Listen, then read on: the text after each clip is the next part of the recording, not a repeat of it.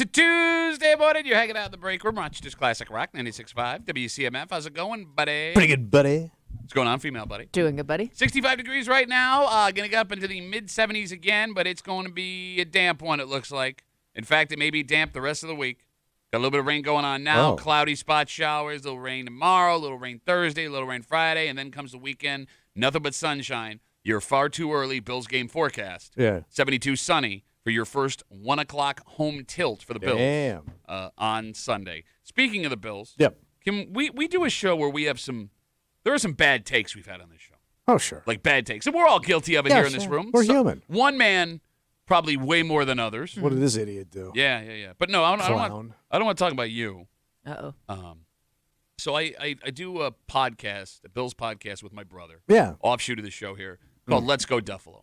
We taped an episode last night. It's up now if you want to download it, looking for Bills stuff. Let's Go Duffalo, wherever you get your podcast. There's a story I want to tell you. Go ahead. And my brother wanted to bring this up last night because he had a hot take. Okay. And by the way, this story we're going to tell you is About the Bills? It happened Thursday night in Orchard Park at the stadium. I saw this. Okay, so a father and daughter went to the Bills game together. Adult Nice. father and daughter. Yeah. All right. 68-year-old man and his daughter, Candace.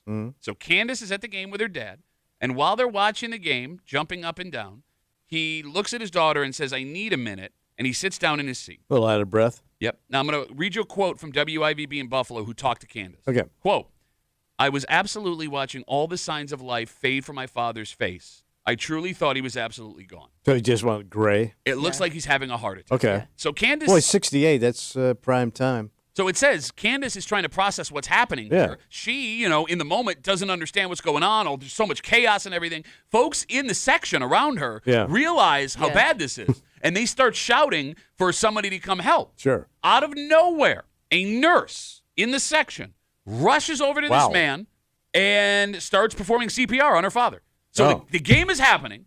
Her father is dying. This Bills fan rushes over. She saved his life. No Yeah. kidding. What an angel. They kept him alive. They got him out of the stadium. Now, he's still in the hospital, but he is recovering. Yeah. He's going to need to get fitted for a pacemaker, Right. which sucks because that's going to be harder to get through the metal detector A little bit. into the game. But he's alive. Yeah, you dodged a big bullet there, bro. And again, it's like, it's super fitting for Bills Mafia, right? Like somebody literally saved another member of the Bills Mafia life in that stadium. And I would assume that everyone just went back to watching the game because it's a happy story. Sure. So my brother sees this story, and he goes, "You know what I want to talk about on the show? Yeah. I think most Bills fans want to die inside Hardmark Stadium." That was his take? That was his take. That was You his want to die at a takeaway? game. He wants Like, to that's die. Like if you doing something you love. Yes, I mean, look, if you're gonna go, his And you're a take. diehard Celebrating it. Bills fan. Yes, you would want to go inside. You will the stadium. die hard as a diehard.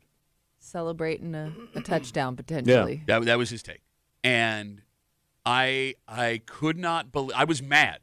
Like he sends this to me like Yeah. as an idea, and I was like, you know what? All right. I'm so mad. I want to watch you defend this, which he tries to do in the show. Which, if you want to listen to it, go ahead. But the amount of things he did not consider. Yeah. Because Tommy, if I go to a game with you, a Bills game, we're diehard Bills fans, and you die in that stadium, They just, crap out.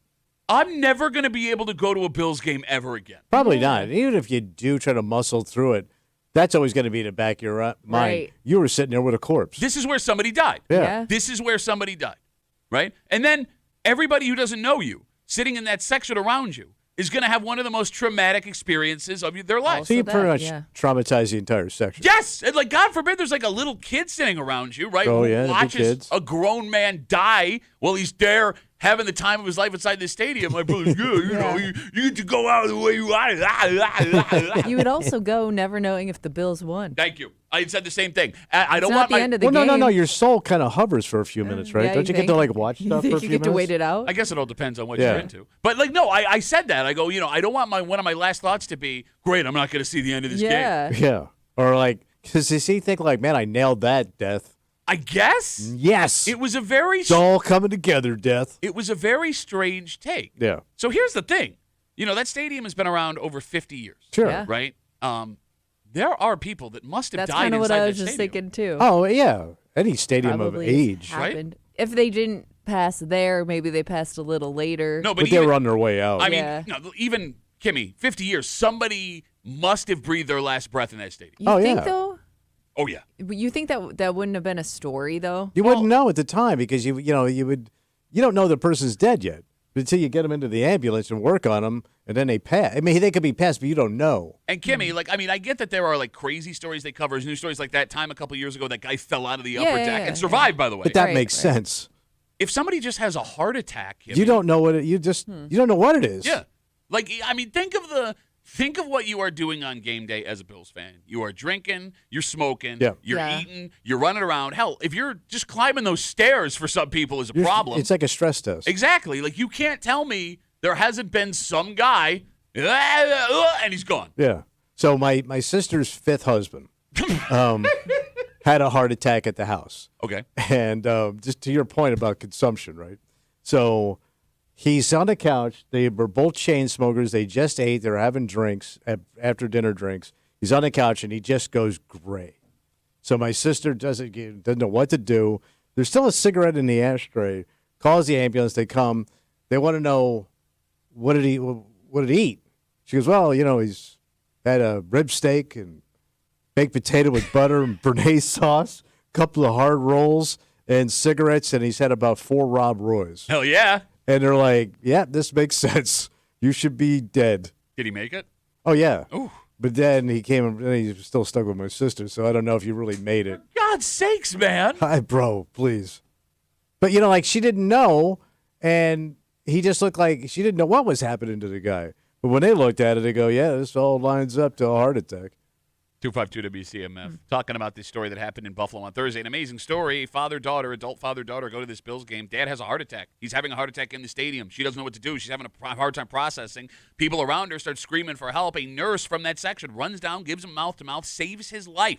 He is okay. He is in the hospital recovering. He's going to get fitted for a pacemaker. But doing this show last night with my brother, his take is, if you had to go as a Bills fan, you'd want to go inside the stadium. You know what the other weird thing he says is? My seats are third row on the 23rd line, Bill's sideline side. He thinks that if he were to die in the stadium, that we're so close to the field, they would take his body out on the field. Oh, well, that might be the easier way to get him out because he's a big guy. I mean, he is big. I mean, I can't imagine him going up. It'd be easier to get him on a wall. I understand. On a gator, but or just slide him out. But another reason why this would not go the way you think this would, if you're a Bills fan that would want your last moments to be in the stadium, they're not going to stop the game. Yeah. They're not. And it depends how they got to get him out. Like, if they had to bring him out through the field because he's a bigger person, they're going to have to get that snow slide that they use and then slide him down. It'd be like the worst slide ever, sliding him out and then onto the gator to get him out. But, we're all the main characters of our story, our own story, and we really care about our family members, right? You would truly find out how insignificant you are as a human. So you think they don't stop the game? No, they're not going to stop the game because they have TV contracts and advertising and all the stuff that they've paid for. Got to make that money, baby. So, the only reason we're hearing about this story is because the daughter, the woman talked about it, and people around witnessed it. But to your point, if you were at that game and weren't around there, you may not have had any idea what was going on. So, how insignificant would that make you feel where, they won't even stop a game where a loved one of yours died? They would carry them up the stairs to get them the hell out of there. Yeah. I mean, but you'd be surprised at, when you drop, even in regular life, how many people kind of walk around. Oh, yeah, I know a guy who did that. Well, that's not very nice. Who did that? It's not. I did. Yeah, you did. You did, didn't you? You told the story on the air before. Yeah, I was at the bar, and I go outside to smoke a cigar, and they're working on a guy that was just inside. I guess he went outside with his buddy, and next thing you know, they're doing CPR on him, and the ambulance is there and everything. So I went back inside, so that cleared up, and then I went back out, had my drink and my cigar. But out of respect, I went back inside and listened to some more jazz. As a gentleman. What? That's bad? Yeah. That's not even the worst story. I have a heart attack. I know. It's not. My whole man was golfing with his brother-in-law, and he dropped at the golf course. Mm-hmm. When the ambulance got there, they continued to play golf while they rushed my father to the hospital. And then the hospital contacted my mother. They didn't even call his mother. We don't have no cell phones back then. And well, you could go to the clubhouse. They just made the turn, and they weren't going back to the clubhouse. Like, my mother flipped the F out, man. Rightfully so, man. Yeah. They didn't know if he's dead or not. That's what I mean. And my uncle and my dad had been buddies. He was through marriage, my uncle, since the war. And my dad was in his 70s now. Doesn't hang around for his war buddy. Who could be dead. Oh, more than likely he is dead. He said that was his third heart attack. Well, I figure, once you have one or two. He was like Dick Cheney getting one of those heart attack cards. There have been no recorded deaths inside Highmark Stadium. Outside, different story. Yeah, well, we've covered a couple of those. Yes. Could it be like Disney World where they refuse to pronounce you dead until you're like outside of the actual Would stadium? make sense. There have been other ones inside other NFL stadiums. Well, those ones have also been stories where people fell, yeah. Yeah. It is weird. Like, I don't know. Is it normal for a person to think like how they want to go, who they want to be around, where they want to be? Like, I don't get that stuff. Because like that's what took me like when my brother made that statement. Like I don't know. I mean, like I'm not like scared of dying, but like, I haven't like thought about like the active. I'm afraid to die. I don't want to know what that's like. Because like if there is something after this, you are gonna pay. Well, look who's talking. They've seen your act. You gotta figure. You know how we. They met your family. You know how we talk about artists dying on stage? Yeah. I mean, you got to figure their fan bases are also getting older. So the longer that those old artists perform, the older their fan base is getting. Yeah. Which you would think like this maybe has happened at some concerts and shows. Oh, it's the Killing Fields, man. So like. It's like Cambodia in the 70s. For God's sakes, man. What do we need? An encyclopedia to listen to this show this morning? So I guess, would you want to go out seeing like your favorite artist, your favorite song being performed live? Yeah, but you're not even hearing it. It's fading away from you. Yeah, it's like in the old days when you're listening to your favorite song on the radio and you started losing it. Oh man, it's right in the middle of Foghat. Here's the other thing that sucks, right? Like most of the bands, if you're older, that you have, it's not most of the original members. So you're listening, to some session player do a solo that wasn't written or performed by him on the album. Like, that sucks. But people do have that fantasy of what it's going to be like when they check out. They had that hallmark, the whole family's around you. Well, like, even after it's all over, Bills fans specifically, there are a lot of Bills fans that want their final earthly remains to be inside or around the stadium. Yeah. And one of the grossest things I have ever seen in my life. What was that? I must have been like 11 or 12 years old. So my dad, he's got his Bill season tickets. He's had them since like 1988. Yeah. They're in the front row of the end zone on the Jumbotron side. So that's where I spent my childhood. Mm-hmm. So I'm standing watching this game, and there's this guy who like sneaks down in the aisle right on the wall there. Yeah. So he's right in the front row. And he looks suspicious. Something's in his jacket. He's holding something in his jacket, and he's looking around, and he's looking around, and he's looking at security. So we thought he was going to try and jump the wall and run on the field, which used to happen a ton back in the day. We would like put money on how far they would make it. Mm-hmm. Right? He's not. He pulls out a bag. It's ashes. Oh. It's got to be someone's remains. And this is before it was turf? No, this is turf. He's trying to put the ashes on the field. Maybe like my last they touched the field before. Right. He empties the bag. Oh, the whole thing. He empties the whole bag. Now, if you've been inside that stadium, and kickers will tell you this, the wind patterns in that stadium, they swirl. Yeah. He dumps the ashes. No. They kick up. Oh, sure. The entire section across from us gets a face full of this guy. It's a taste of death. And nobody knows. Nobody has that. Well, it's better you don't. I wouldn't want to know. It's all burnt up anyway. But like you're inhaling this guy's dad, He's uncle, doing a line buddy. of some guy. Exactly. And like we're watching this happen, and like we're like, oh, and like these people like, they wash him down with some beer. So like that guy's dad was in the stomachs of like 25 Bills fans in that game. You ingested a human. Yes, but he snuck those remains into the stadium to leave them, at least as far as he the was good old concerned. days. When you can sneak stuff in. And that's not, I'm sure that still happens. Oh, sure. Like there is a rule in NFL, like written into your ticket with NFL stadiums. You are not allowed to bring human remains in. I'm surprised they don't have, like, at some of these historic stadiums like Lambeau, they have a section off, maybe out front, ashes, where you could dump your ash. I mean, it would make sense. Like, it's almost like if you make it a little easier for people, they won't try to like do this. Sneak it in. Stuff. It's like when you go to Catholic church, you light a candle for the dead, that kind of thing. Yeah, but the Catholic Church is there to mourn the dead. I mean, you can make the argument. Maybe this is your cathedral. This is your religion. You love the NFL. I get where you're coming from. Just as far as an optics point for the NFL, if somebody spends $300 on a game you don't ticket, put it right in the front gate. You do it around the back somewhere, put some shrubs around it, make it nice. But it's funny we bring this up talking about how, morbid it is, where we told you a couple weeks ago, the Bills have a functioning cemetery on the property of the stadium. Right. Yeah. That exists there. It's the family that founded the town of Orchard Park. They built the stadium next to it, and one of the descendants still takes care of this cemetery, which is right next to where everyone tailgates. So a little weird. I don't know, man. I don't worry about your death. Yes, thank you. And if you want to hear a stupid man for 20 minutes trying to justify his awful take, check out the show Let's Go Duffalo wherever you get your podcasts. Good luck. We got a dynamite. Hold on to the knife. You're going to live on forever, baby. Relax. Got to break it for you this morning here on CMF. It's Tuesday. You know what that means. Oh, were they dying in the hood? Well, I guess it could be related to that. We'll find out. Kiwi's got a post on the neighborhood app. She's going to read it out loud. She's going to remove street names and town references, but there will still be enough clues if we listen. Listen. We'll figure out where they whine. And just after 9 o'clock, set your phone alarm. 9 o'clock. Or stay with us. Enjoy. We're talking death. Well, actually, there is another break because today is it might be the last day we ever exist on planet Earth. Do you know this?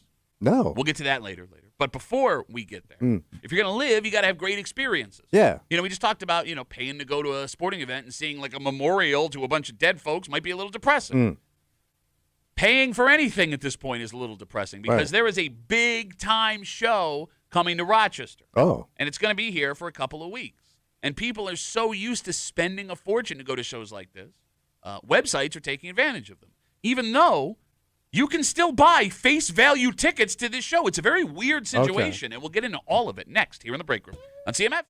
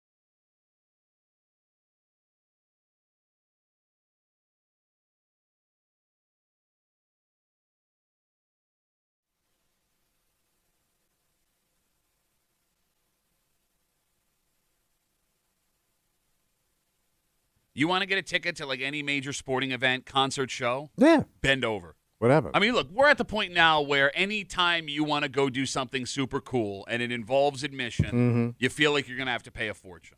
So it leads to what we're going to talk about. What's that? The interesting part of the story, however, is that people don't have to spend this money. And it feels like maybe we've been conditioned to think that we have to spend a fortune, when in reality here, you don't. So how do I get to go, then, if I don't want to spend the money? You go to the box office. Oh. We'll get into it. They still got those? You hang it out in the break room, Rochester's Classic Rock 96.5. WCMF just after 6:45 this morning. I hope everyone's affairs are in order because today is the last day on Earth. Really? Is it? How have you not seen this? I've not seen it. What is it? What do you mean, what is it? Everyone listening knows. Like the end days? It's not days. Today. Today is Today's the it. day. It's over. happening. Who said that? Hope you had a good run. We're going to get into it just after 6:45 here in the break room on CMF. So for those who don't know, Hamilton, the hit Broadway musical, Oh, God. is making its return to Rochester at the Rochester Broadway Theater League's Auditorium Theater in November. And folks are very excited about it. And that has caused something weird to happen. That's what they're doing to Hamilton. So right now, there are about 3,000 tickets that are still available directly from the RBTL. Oh. Like you can go and on buy their website and probably score them? You got it. Yeah. You can just go to the box office or through Ticketmaster, which is how they sell them online, and buy face value tickets to Hamilton. Those are the two official ways to buy tickets. The most expensive you can buy that way, the tickets are $181. Damn, that ain't cheap. But it's reasonable compared to what they normally are. You can get in the door for as cheap as $70. All right. No. For a night seeing Coming around Hamilton, on your history now. it is very reasonable. I mean, especially anybody that is paid to go to these musicals before, you know how expensive they can get. However, when you go to some secondary ticket sales sites, they are charging insane amounts. And they must be getting it. Yeah. But why are people doing that if there's still tickets available? That's a great question. So Berkeley Breen did an investigation last night. Well, he's their guy, man. So they started searching online websites. They went to a site called Ticket Center. They're selling tickets, single tickets, for as much as $935 a seat. Can you imagine sitting next to a guy that spends $70 a year in for a G? Yeah. The same thing was happening on Vivid seats. And folks at the Rochester Broadway Theater League are worried that older people who aren't technologically savvy are going to these sites thinking this is the only way they can buy tickets. They're just Googling tickets for Hamilton, Rochester, and this is what's probably coming up first, I'd imagine. Like that those are the only tickets that are available, and that's the best deal that they're going to get. So as we look at this, now again, you can go and buy tickets for face value. There are 3,000 of them left for the 2-3 weeks of shows they'll be doing at the RBTL, but people are still spending more on secondary sites. Why, Kimmy, is this happening? I think that there is a lot of confusion when it comes to the secondary market versus just going directly to the source and buying tickets. And maybe people just assume that, with the way tickets are released, that all those tickets are gone immediately, so they don't even bother to try to go through the actual website to get the tickets. That instead they just immediately look on the secondary market and see like one expensive ticket and be like, well, that must mean they're in demand, So you're saying that tickets for shows and games sell so fast now, people assume they can't get them. I mean, if there's like a big show that comes to town, I assume that if I didn't log on right away when those things went on sale, that I'm out of luck. I mean, she's not wrong. Yeah, but you're saying but there are seats. Like if you went and looked, they got seats. Yes, no, you're right. But to her point, I mean, like, go ahead. You think of the major shows, right? Yeah. Your Taylor Swift, your Beyonce, like those shows sell out insanely quickly. But even stuff at CMAC, who was the... Oh, just about every concert you see over the summer is going to sell out. Like, I was shy. I went to go see James Taylor, and I waited a little while. I didn't buy the tickets right when they went on sale. And I went a week later, and I could not believe how few I had to buy lawn seats. Yeah. Which is fine. I had a great time, great lawn at CMAC. But you didn't have much. You didn't have many options. Yes, when someone like James Taylor, and I love James Taylor, but I wouldn't think James Taylor. It's Taylor. an older crowd. Hey, they're not going to be banging down the door to get tickets under the shelf. They don't have enough ramp space. So I would assume that, yes, as soon as a show goes on sale now, they're immediately sold out. But I would think like a show like Hamilton, who's been here multiple times. I think this is the third time. So I'm thinking like, Jesus, it's got to wear a little thin. I mean, the people that have seen it have seen it. It's a sensation, man. I don't get how people could go back 3 times and watch the same show. My wife and kids have seen it twice. I know people do, but like... Yeah. I don't know. Isn't that? I mean, what are you talking about? There's been musicals that have been. You go see the same band. I know the Phantom of the Opera came here. Like people went and saw it multiple times. They saw it in Toronto. They saw it here. Miss Saigon. Miss Saigon. There's a helicopter on the stage. Well, that was pretty cool. Say, look at you stupid bitch. You know how I feel about helicopter musicals. No, but to Kimmy's point, I mean, there are people listening now that have seen Kiss, the Stones, the Who 40 times. But that's a show that moves. It changes. There's different set lists. This is a story that's not going to change. You know what I mean? You're going to hear the same dialogue every time. Serious question. Yeah. How different is one Kiss show to the next Kiss show? Very different, man. Especially when you go to another country, they do it in Spanish. 252-WCMF. 252-9263. An investigative story on 10 NBC last night shows that despite the fact that there are still 3,000 tickets available from the Rochester Broadway Theater League, directly from them at face value, as little as $70 to get in, tickets to Hamilton, which shows up in November, are being sold on secondary ticket markets for as much as $935 a seat, and it seems that people are buying them. Could it also be people are very picky about where they sit? Okay. Because I'm thinking like my dad, like he always wants to be on the end of a row, in the middle. Like he's very specific about what type of seat he wants. The old man seat, the one where he has to get up and go to the bathroom. He wants a beeline to the exit. Okay, but how much more am I going to spend? Like if it's 181 versus 500. I'm with you. Like if I want to see something, I'm happy just being in the building. Yeah. But like some people are really particular about the angle of the show and, you know, how easy it is to get up and down. And I think like some people just have certain preferences. 252-WCMF. I am curious when it comes to Bills games, concerts, shows like this, where the go-to site is for people right now, because everyone has their own place that they love to go and try and find tickets. Like I'm on the Ticketmaster site right now looking at tickets for the Bills game this weekend. By the way, holy crap. Yeah. They are insanely expensive. Yeah, you were just saying. The get-in-the-door price to see the Bills play the Saints, who are one of the worst teams in the league, is $243. That's way up by Ralph in heaven. Like you could talk to him almost. Would you know my name if I watched it from heaven? Yeah, I mean $243 for the worst seat in the house. But like I'm on Ticketmaster, which is like an official partner of the Buffalo Bills. Yeah. There are other, Vivid Seats, StubHub that people swear by. Some that sound legit that I wouldn't probably go through if I were. But the game's sold out, right? Yeah, game's sold out. So I would have to go to a secondary market to get a ticket because Ticketmaster that the Bills sell through. They're done. Well, that's the other interesting thing. So I'm on the site right now, and yes, Ticketmaster. I'm on Ticketmaster. The game is technically sold out, but if you go to Ticketmaster, when you look at the seating chart, there are red dots for sale, which are resale tickets, and then there are blue dots for sale, which are face value. And if you search throughout the stadium, every once in a while you'll find two side-by-side blue dots. But you got to really do the work. You do. I mean, you just have to scan. But you're going to pay more than face. No, that's face value. That's coming right from the Bills. In fact, if you don't mind sitting by yourself, you can find, there's got to be 50. What is face value? I don't even see. That's the thing too. I don't know what face value is supposed to be, so I don't really even know if I'm getting. If I that's why it could also be confusing to people because I'm not sure what the actual cost of the ticket is supposed to be. All right. Well, let me put it this way: there's a single seat for sale, face value, 50-yard line in the second row for $279. Okay. So I'm guessing that's what face value is because it's the little. Wait, is second row up 50-yard line? No, second level. Oh, second level. Second level, 50-yard line. Yeah, so I mean, if you go on these sites, like but you have to sit by your. But then you gotta really have to adapt. Sit by your. That sounds awesome. I would love to sit by myself. Yeah, but what if you're taking your wife? Well, you can stay outside, keep the car warm. Yeah, I'll meet you out. Just circle the lot. Find a seat nearby. If you're lucky. Save $50 on parking. Just keep driving around. You'll be sitting in traffic anyway. I don't know. So the RBTL2 in this story last night. On 10 NBC talks about how there are several ticket sites that are just straight up fake. Yeah. Oh, like they don't have tickets? There have like been Scamola. There have been issues where people go up to the box office the night of the show, ready to go to the show. Oh man. They have what they think is their ticket on their phone. They have a sign up in the box office that says online seats can be more expensive or counterfeit. Yeah. Could you imagine? You spend all this money on a ticket to go see Hamilton. You probably go out to dinner with your partner the night before or right before the show. You pay to park. Yeah. You're all dressed up. You walk up, and nope. God damn. And there's nothing they can do. They didn't sell you the ticket. Right, and your money's gone. It's over. Yeah. Oh. I mean, it's the same situation folks are dealing with training camp tickets with the Bills. There were people that bought what they thought were authentic tickets only to ride that bus all the way out to Fisher, get there, and nope. No. I remember, I don't even know what the site was. When my dad was looking at tickets for the Sphere, he went to go see the Eagles, and he was trying to buy like a group of tickets in a row.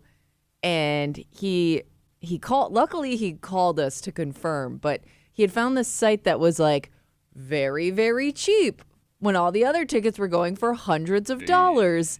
And he named it, it was like ticketsforless.com, something like that's very, very basic. That's why it's cheap. And I was thinking, like, don't give them your information.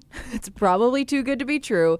And even if that ticket looks cheap right now, it could be like they may tack on like hundreds of dollars in fees later on. So it's probably not a real thing. But even me, like, who's pretty savvy with that stuff, I wasn't really sure if it was a fake site or not. I was like, better err on the side of caution with this one. You know, I think what's so funny about this whole thing. What's that? If you were to buy tickets to Hamilton, stand outside the auditorium theater, and try to sell them for more than you paid, you'd be arrested. Mm-hmm. That's scalping. Yeah, right. Yeah. Same thing at, outside of a Bills or a Sabres game, right? But the way that this is like turned with all this online stuff and the fake buyers and I think you can make the argument that maybe going back to the older way is the better way. Sure, you're going to pay more, maybe. But at least you know what you're getting. You're holding a ticket. Exactly. Yeah. And the closer you get to game time or show time, the prices from those scalpers are going to go down because they don't want to get stuck with 20 tickets in their hand. I mean, but then you could also get scammed with that, too. I don't know if this ticket's real or not. Okay. And you have no way to verify. But at least you're holding something in your hand. Like, that might not work. I'm talking to somebody who's sitting in an apartment in Serbia taking my money. I mean, look, I had bought tickets to, it's a long story, Game 5 of the World Series in Detroit years ago when I was on the road. And, like, I was so scared. The deal was so good to be too good to be true. I walked through with the ticket and had the guy stand outside with the other ticket. You know what I mean? Yeah. Like, there's ways I can see a face. I'm with you. If I see a face, I feel better. Every now and then you do still see ticket scalpers. You'll see a guy with the sign that says, I need tickets. How do they I do don't that? understand. With the digital Quickly. tickets. No, but... No, but like when I was a kid driving on those Bills games with my dad, there would be guys with, 30 tickets in their hand. Exactly. Like I'm not trusting you to transfer a digital ticket to my phone in the parking lot. Because, there was guys that did it for a living. Yeah. I mean, like they had like a site where it was basically like a stock market. They bought the tickets and then they sold them. Hopefully they made money on those transactions. Because that's how I scored at the Olympics with that kid. No, don't get me wrong. They're scumbags. I think they're scumbags. No, they're not, man. Oh, says man who benefited from it? Bro, what are you talking about? Somebody got to see the Olympic basketball team. We'll take one call, 252-WCMF. Let's talk to Lauren. Hey, Lauren, how are you? Good, how are you? Good, what do you got? Just wanted to tell you guys I was in Baltimore to see Nate Bargatze, and I got tickets for 4 of us, and someone else came over after we were seated, and they had the exact same ticket seats. Oof. So the people at the venue were nice enough to get 4 more chairs for these people, and they added the chairs to our row. But they had your exact same tickets. They had the same tickets, same seats number, and it was like a tobacco for like 30 minutes before the show started. But that sounds like they had fake tickets. Well, that maybe or somebody did, or they made a mistake. I don't know how that happens. You think they told them to leave? I don't know, but at least the venue, like they were like, oh, what do we do for like 30 freaking minutes? They were all standing there and people that worked there, and then all of a sudden these 4 chairs come out, and they put the chairs next to us. Was he good? Because I'm really nice. They put like 2 on the end and 2 behind us because we were on the floor. Was he good? Because I'm going to see him in 2 weeks at the Blue Cross Arena. Where are you going? Oh, I love him. To see comedian Nate Bargatze. He's very funny. You're going to go see a comedian? My wife really wants to go. Look, I know. I think he's funny. I am worried. He's very clean. Yes, he does. Squeaky clean. Squeaky clean. No F word. Not at all. Good luck. It's hard for me to watch comedy, but I think he's very funny. It would be really hard to watch clean comedy. No, I'm you sure haven't he's even great. watched him. You haven't even watched him. Don't sit here and be a dick. Don't sit here and be a dick. But I can't watch clean comedy. Okay. Lauren. You guys are hilarious. Have a good day, Thank you. Bye, Lauren. All right, let's take a break. Well, it may not even matter.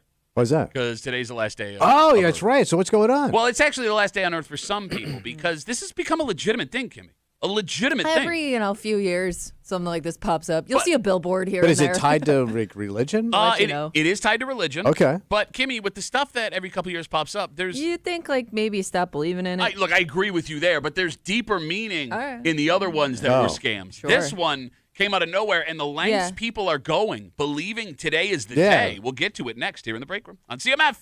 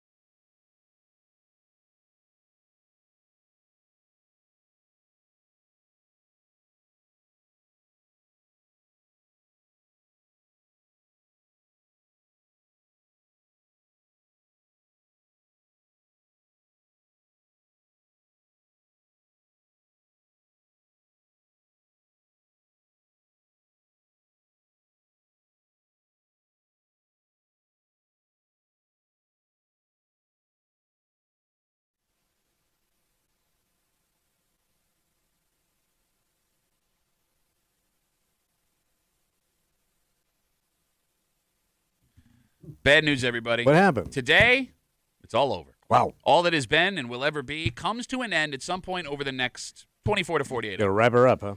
And if you're not in the know, well, you better listen up. What do I got to do? Well, if today is going to be your last day on Earth, you don't want to waste it. No. Right?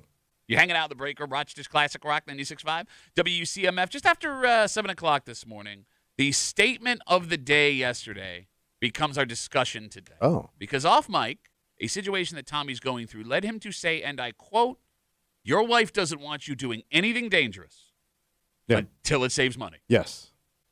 Till there's a bargain in it. Okay, here's the thing. But I want you to share the story because it's an interesting story, all right? And I know there are going to be men that agree with you. What I don't understand is what you want, because you've been on the other side of this and you got mad about it. I understand, but there's money involved. We'll get to it. That right there. He's doing the money sign. Yeah. Okay. We'll get to it just after 7 o'clock here in the break room on CMF. So for those who have not heard, either today or tomorrow, the rapture is happening. Ah, the rapture. And for those not familiar with the rapture, it's a religious belief in some Christian circles. Folks who are righteous will be whisked away into heaven, like immediately. Yeah, like they get to go right away. Boom, you're sucked VIP style. You got it. While the non-believers are left to live in a post-apocalyptic hellscape until the final judgment. Okay. If you are a millennial that read any of the Left Behind books, that's what we're talking about here. Remember the Left Behind books, Kimmy? Oh, your mic's off. Say, oh, my God, she's been raptured. No. You may have seen a bunch of talk on social media over the last couple of days. Yeah. And there is a reason why people believe the rapture is today. And it's one single reason. What? A pastor from South Africa named Joshua Malakala, excuse me. Okay. Says that God came to him in a dream and gave him a vision. This guy. Yes. And that vision led him to explain that the rapture will be happening on September 23rd. Well, so they gave the date and everything. Yes, and for a save the date. You got it. Can we get a time on that? We don't. Well, I mean, with time zones and everything, it's hard to pin down. True. For some reason, a lot of people around the world have jumped on this man's prediction. Okay. And there has become a legit debate online from believers of the rapture today and people that don't think it's going to happen. So, like, if you believe, are you just, like, waiting? I guess. Because what's the sense of doing anything, really? I mean, today's the last day, and you think you're going up. I'm not doing a damn thing. Oh, I shouldn't say that. I'm not doing anything. A darn thing. That's not going to save you after everything you've done. No, but you know what I'm saying? Like, why do anything? So to that point, there are reports and videos on social media of people that have been selling off their cars, possessions, quitting their jobs. Yes. I mean, you can go online, TikTok and Instagram, and find them. Anticipating, based on this man's vision. Cleaning up all the loose ends. Yeah, they're going to be real disappointed. Okay. That's a lot of faith in a guy you never heard of until you saw his thing on That's TikTok. a lot of faith in faith. Okay, also true. Yeah. All right, just right off the bat, and the phone number is 252-WCMF, 252-9263. Does anyone in this room believe the end of the world starts today? No. Okay. Because even the scripture that I was taught, like, in Christian school, I thought he was supposed to come like a thief in the night. Like, you're not supposed to know where and when. Like, it's just going to happen. Okay, if you believe now it, you're in trouble. You just called Jesus thief in the night. He's gonna pop in there. I mean, there's 1,000 different interpretations of what the end of the world is. I know, but that's the one I was taught. I understand. Like, I'm going to go, like, I don't think they're going to talk to Chuck down in Johannesburg. Who knows? Because, he's doing parlay sheets on soccer games, and all of a sudden God shows up. Now that we know that no one in this room thinks the rapture happens today, it is weird how people that do believe it's going to happen today are preparing for it. Yeah. Like the whole selling their possessions thing. Mm-hmm. If you believe you're going to be just whisked off Earth at some point over the next 48 hours, what are you going to do with that money? Well, that's my point. Why do anything? Just sit there. Yeah. Right? Somebody like, yeah, you're right. I mean, if you do want to tie up loose ends, like you said, you could just give that stuff away because there will be people, if you believe what's happening here, that will be what a fire behind. sale, right? And that would be the more pious stuff to do. Yeah. But I mean, keep in mind, if you are giving it to someone, you'd be giving it to someone who is not in a position to get into heaven right away. You'd be helping the wicked. I don't know what's Yeah, but I think they get a second shot at it. They do. You do. You do get a second shot if you. And again, none of that's in the Bible. It's not in the Bible, like you said. Yes. So, all right, if that's what you believe in. Yeah. So it's like a round-robin competition. You can come back through the system, right? Yeah, absolutely. It's more like this. The pious get a first-round bye. They're up. Yeah, and then you are now battling. Yeah, you could have home field up until the AFC Championship game. Okay. Like, I could see my sister doing this. My sister was a deeply religious woman. Okay. And I could see her selling off whatever pittance she had, and then just loading up on cigs and chocolate milk, waiting to go. I mean, if you're going to go. Cigs and chocolate milk? There are worse ways to go. Yeah, you said it, buddy. 252 WCMF, 252-9263. A prediction by a South African pastor has more people than you want to be comfortable with believing that today is the beginning of the end of the world and that they will be raptured into the great beyond. So I do wonder, like, the people that believe this one's coming today, did they believe the ones in the past, or is this is a different one they're following? That's a great point. Because, like, there was, like, what was it, 2012, everybody thought the world was the end of the Mayan calendar. Yeah. But even this rapture one floats around every once in a while that somebody got a vision. Yeah. So I just wonder, like, did they see all those come and go and think those were somebody else's beliefs? I don't believe that. But this guy, though, I like his idea. This time, it's for real and it's personal. It's a great question. I mean, this could also be a new generation of people that are coming of age. No, these things, right? Never experienced it. Yeah, you brought up, I mean, look, of the rapture end of world things we've had in our lifetime, right? Heaven's Gate, Y2K, end of the Mayan calendar, several stories of meteors or rogue planets that were supposed to blow us all up, the prophecies of Nostradamus that have been brought up since, the 1901, right? I mean, it makes sense that every 15 years this happens because then you have younger people that are now adults. And here's the thing. What's that? You look around with what's going on in the world today, all over the world, you understand why people would cling to the idea of religion. But that's life all the time. Like you could, any point in history, you could look at the world and go, no, you're right. What a mess. But that's why it makes sense every 12 to 15 years, another one of these big ones shows up again where a whole bunch of people are believing in it, right? I just don't get...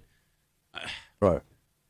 Why would you want it to end today? Because I think if you do believe it ends today, you're going to paradise. You kind of want it. Okay. Maybe you're going to heaven. But that's the other thing. Can't you eat like anything you want? Pretty sure of yourself. Are you doing an Albert Brooks movie right now? No, but I thought like you get whatever you want. You're basing this all on an Albert Brooks movie they played on HBO all the time. What is it? Justify Your Life or what is it? Something like that. No, because now funny movie. I'm getting confused with Heaven Can Wait, which is when the quarterback of the Rams. Yeah. Okay. But it's a good movie. Both great Heaven movies. Albert Brooks is very funny. If you have time before the rapture, I suggest you check it out. The people that believe this is going to happen today, it does blow my mind how confident folks can be in something they can't be sure of. And I understand that's faith. But that's kind of, that's how it works, right? But this specifically, let's say the rapture was happening today. Right now. It exists, and the holy are getting a fast pass to the pearly gates. Are you sure you've lived well enough to get there?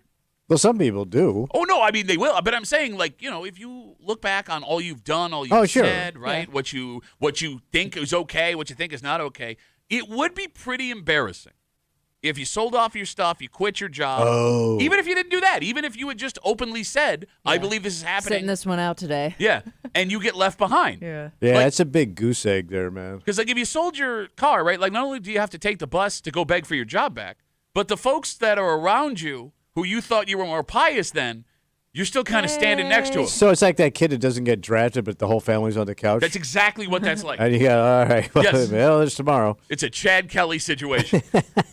I mean, like, what do you say? Would you, like, if that's me, I'm going to hide in my basement and pretend I've been raptured. Yeah. Oh, yeah, there you go. Right? It would also piss me off, like, if let's say I don't, believe, but I also know, that guy got raptured. That dude, you'd be he pissed, got up. But that's probably why you're still here, right? Yeah, because that's I'm Judgy Magoo. I know that. Like, I know what you've been doing, man. I was around for some of the stuff you did. You got the pass. What they call, didn't. Hey, that's what you have a venial sin that you got to work off now. What do they call it? No, it's venial. Venial, too complicated. Too complicated. We got Instagram messages coming in. You can always get us at Duffy on WCMF. Jeff writes us on Instagram. Do we know exactly what time this is supposed to happen? I have a colonoscopy tomorrow, and this would be a great way to get out of it. Oh yeah, that would suck. Like if let's say the rapture is today, the ass pass, and you stood in line at the DMV for 2 hours. Yeah, like that's how you spent your last day before the end of the earth started. Yeah, and like the other thing, but you go up. Well, no. If you're raptured, then who cares? You're going into paradise. Right. But if you're not raptured and the end of the earth, the end of the world starts today, how do we just go like continue to live on? Well, why not? Well, by the way, but what if your doctor's not there? If I'm at the DMV, the line just cleared up. Yeah, but the lady behind everyone that works at the DMV is going to heaven. No, they ain't. Bro, they are. So you have to put up with all that. Yeah, that's an instant. No government employee is going up to heaven. What about government employee? Either one. Governor employee. Are you but the governor ain't going either. Do people believe this? Because I'm sure there are people that believe this is happening today. They got kids, they got families, they got stuff going on. Do you keep your kids out of school today? So that did happen. That happened during the end of the Mayan calendar. There were reports about that. It's happened a couple of times where people thought that a meteor was going to explode with the Earth. So then do you send them back to school tomorrow when it doesn't? Yeah. I mean, I guess you could call if you're worried about being embarrassed, right? You call them up and you go, "Oh, they got a doctor's appointment." And then you just send them to school. Right. I mean, it is an interesting thought. Like, we've talked about this on the show before. Like, if we all knew it was going to be the last day on Earth, like everyone thinks about, what would I do? Right. It would be the worst day on Earth ever. Yeah, you wouldn't be able to actually enjoy anything because everybody's in a panic. And you wouldn't grabbing everything. And you wouldn't be able to do anything. No one's going to work that day. It's not like you can go into McDonald's and order all of the food that you want because no one's there to cook it. Right? Everyone's going to be just taking whatever they want because there's nothing to answer for tomorrow. True. Right? Well, you could really speak your mind, though. But for what reason? I don't know, but if you just want to get something off your chest, let it fly. And here's the thing. What else is there? How are you going to do it, though? Because I can't imagine. Like, I'll say this, man. I love my job. If tomorrow the world's ending, I'm not coming into work. I'm staying home. No, but you could tell your neighbor, whatever. Hey, let me tell you something, Jack. Your mother-in-law. But let's say you tell that person off. They could kick your ass. They could kill you. What do they got to lose? The world ends tomorrow. But if you kill me, I'm still going. Okay, but now you lost that last 12 hours that you could have been in your earthly body, Tommy. Yeah, true. Like, I don't know, like the obsession that we've had over the end of the world and, because it's a freedom. It's an idea of freedom. All of the stresses and burdens of my life are disappearing. It's not the freedom you think it is. I think it just creates more stress. Well, panic, I guess. Right? Like when a storm's coming, everybody rushes to the grocery store. Yes, but nobody looks forward to that storm coming and be like, when it hits, everything's going to be so good. Zach rates us on Instagram. Duffy on WCMF. Again, predictions of the rapture today, the start of the end of the world. Zach says, it would be unfortunate to have your doctor sent up mid-procedure and wake up with the camera still in your you-know-what. You can. Yeah. I mean, he's right. Yeah. You don't want to take that out yourself. Well, there's somebody else that could yank it. I mean, by the way, everyone that works in a proctology office, raptured immediately. Bro, you can pull it out yourself. You want to pull out your own butt camera? Yeah. It's like those beads they sell at the dirty bookstore. Yeah, I don't want to yank them out. I don't want to do that. Are you talking about the dirty curtains? Oh yeah. Stop that. Yeah, just throw it on the floor and leave. Put your jeans on and go home. Now you're definitely not getting into heaven. You'll never get your results back. What does it matter? The world's ending. For nothing. Yeah. The world's ending. Good point. All right, let's take a break. The sentence in a commercial break yesterday from a frustrated man. Yeah. And I quote, "Your wife doesn't want you doing anything dangerous until it saves money." Yes. Because you feel you're being put in a position. Oh, I know I am. Oh, do you? Yeah. You're real.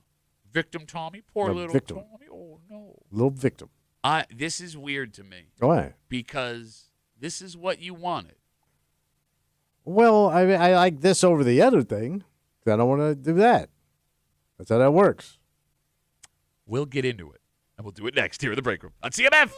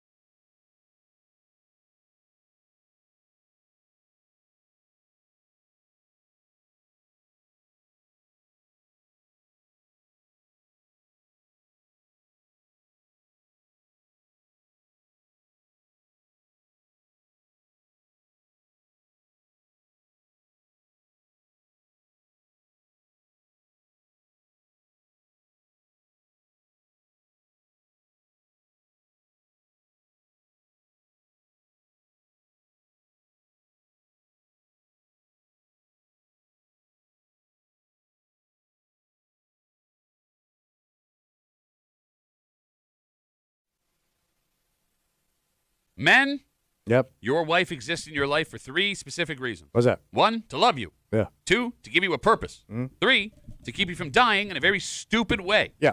And that third one, very important. Yeah. Because most wives will do all they can to try and talk you out of doing something stupid and dangerous. Right. That is, at least according to one person in this room, unless this other option is on the table. Yeah. You're hanging out in the break room. Rochester's Classic Rock, 96.5 WCMF. How'd you like to hang out with a super cool cat and get a chance at a trip of a lifetime? Oh, what's this bee doing? You can come hang out with me at Brew Kitchen. Wait, you're in the country show now? What? What? Come hang out with me. You. Brew Kitchen and Sports Bar, 3208 Ladder Road on Friday between 5 and 6. You only get an hour with me, but it'll be worth it. What do I get? While you're there, you can scan a Heineken QR code and to enter for a chance to win 2 tickets to the Bills versus Miami game in Miami, plus $2,000 Visa gift cards courtesy of Heineken. That's huge. No purchase necessary. Must be 21 years or older and a legal New York State resident to enter to win. So come on out Friday night at Brew, 5 to 6 in Greece, and take your shot. Miami, baby. Nice. And like when you're down there, nobody says it like that. Yes, they do. Miami, baby. You don't have to play. Miami, baby. Players Club. Heineken. Just after 7:30 this morning, a man who went above and beyond for a rare animal in a Tops supermarket. Oh, yeah. Wait, the damn thing got in the store? Did you see and this? It's rare? Did you see this story? No. We'll get to it just after 7:30 here in the break room on CMF.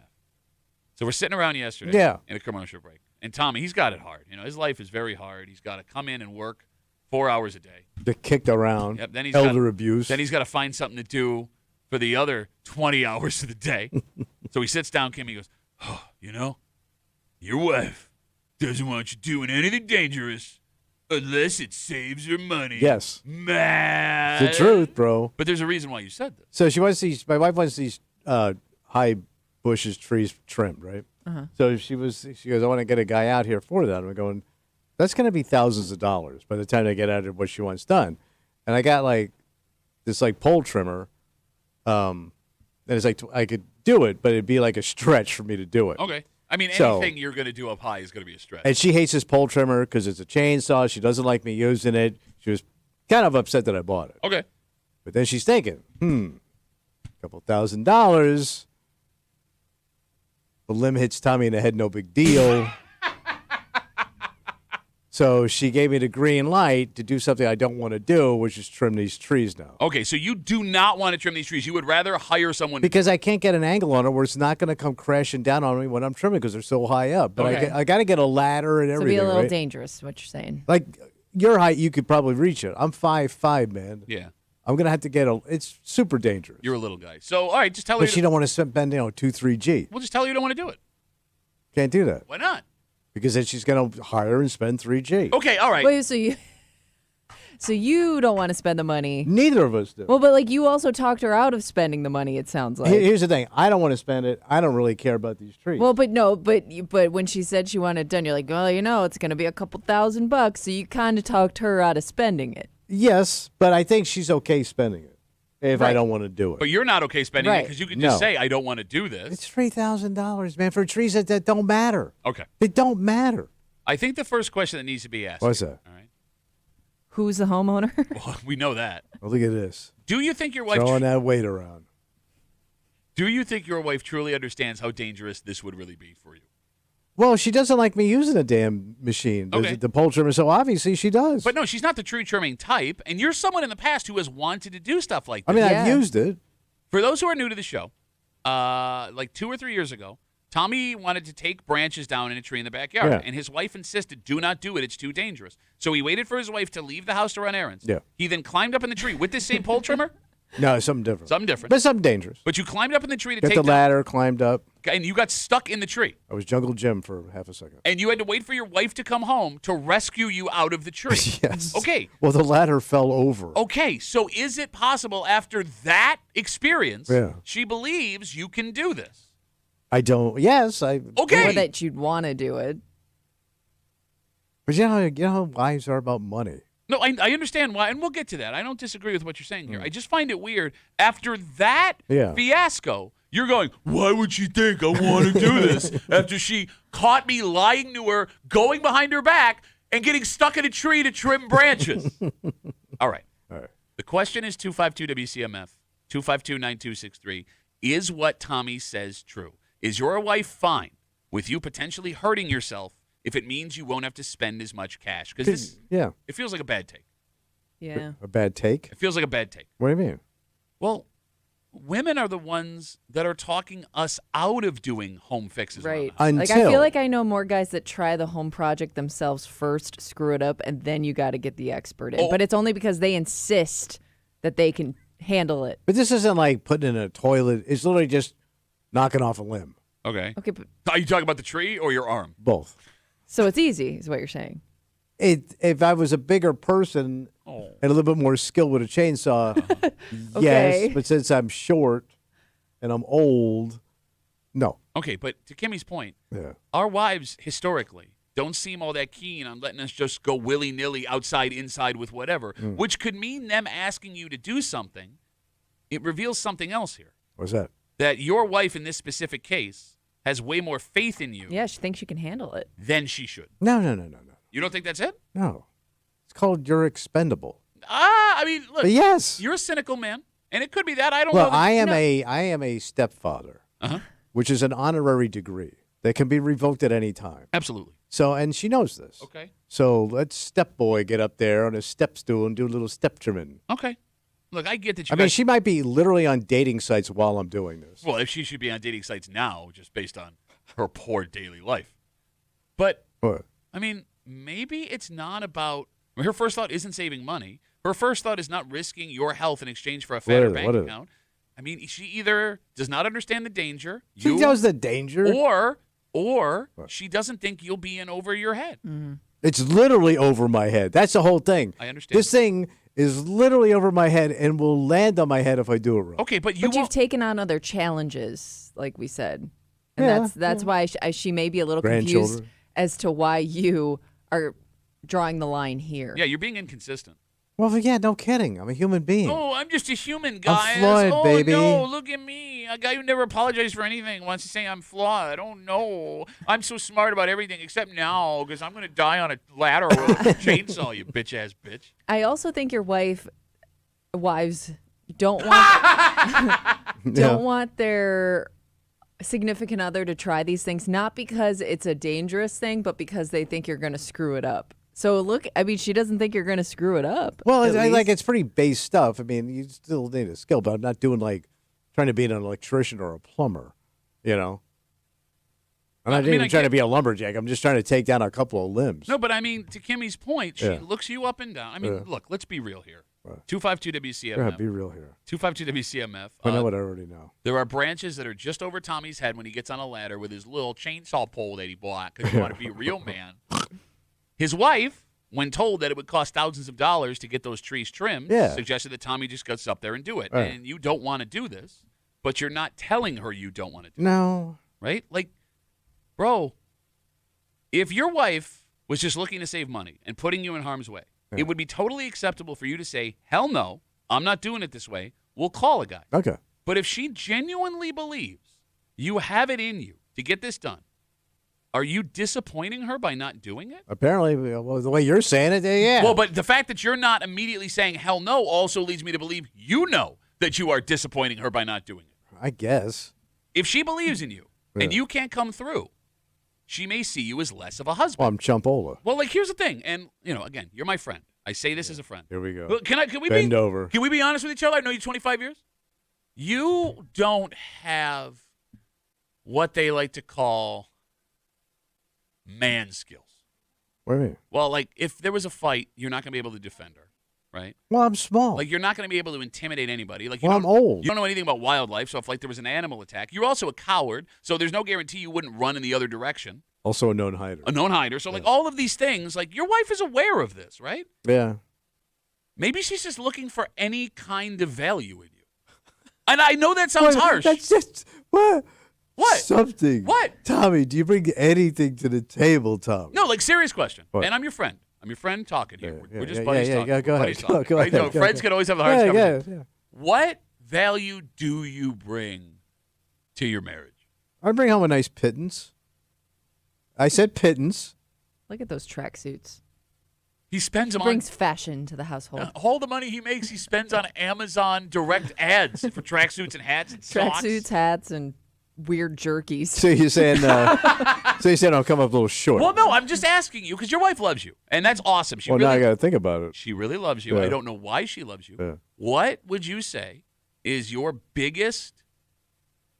What do you bring to the marriage? Attribute? Yeah, thank you to the marriage. May, my personality. I make you laugh. Tell you a funny story. You talk all the time about how your wife doesn't laugh at you. Well, I'm getting to it. Okay. I'm working through some material still. Okay. I mean, she loves you, and that's great, and I'm happy for you. But like, for you to say, well, you're making me want to hang myself from this tree. Well, look, here's the thing. I mean, if things go, I'm at that age. If things go the way you think they're going to go, you won't have to. The chainsaw will take care of it. I would go do it just so you don't have to look your wife in the face and disappoint her again. Well, of course, I'm gonna go do it. Okay. You know what I think would push a lot of men to do this if it's outside their comfort zone? Having another man in your lives that will come over and do it, whether it's a buddy, whether it's a family member, somebody you could be related to who's like just a handy person. Do the man work where you sit there? there Like if she says, "Well, why don't we call so and so? They'll come take care of it." You sit there like a little soft sissy boy. Is that bad? Of course it is. I don't think it's bad. I think everybody has that person. You're a sissy. Okay. And I think some Soft guys boy. are willing to admit, yes, let's please. Flabby daddy can't do it. Can I tell you a story before we go to the phone? Yeah, I know where you're going. Where am I going? Where are you going? Where am I going? We had your boy over doing all your man work. Oh, no. There's one specific thing. I can't do heights. I cannot do heights. Yeah. I freeze. Mm-hmm. So we are and The light bulbs you're talking about. Yes. When you walk in our house, there's a light fixture that's like 15 feet. Because you had a big open area. In the front of there's your like house, a cutout in the front. the foyer. Yeah. So we had to change one of the bulbs, and I took 4 steps up the ladder, and I froze. I couldn't do it. How high up do you think? About 12 foot? I would say 12, 15 feet. God something damn. like that. It's It's up up there, It's buddy. up there. So my neighbor was like watching. And you're a tall guy. Yeah, I'm 6'3", yeah. I can't do it. If I get up there with 2 feet on the ladder, You panic. If my hands come off the ladder, I panic. Yeah. So he is also my height. He's not bothered by heights at all. Yeah. He's a man. He came over, Yeah. and while my wife and Did you have to ask him? No, he offered to do Okay, it. He offered to do it, and he came over, and we watched him change the light bulb. Is that bad? Yeah, it's pretty much If you're fine with deflating. it. Because you get a panic attack when you do it. So, like, he's not a panicky boy. Yeah, well. He's a man's man. He looks fear in the eye. And that light bulb ain't going to win today, son. But I hadn't thought that was bad until you just brought that up. Well, no, you look like a little less. I don't think it's bad. I just think a lot of guys would be bothered by that. Because your wife's thinking, my God, if we ever get into a situation where you we're have in to trouble climb and something? height is a part of that, are you going to freeze? I may. And her and the children could Gotta be leave in Dad trouble. behind. That could be very possible. There's a lot of things. Because wives look at that stuff. Sure. So it's this. So, but I was man enough to say I can't do this. You are not.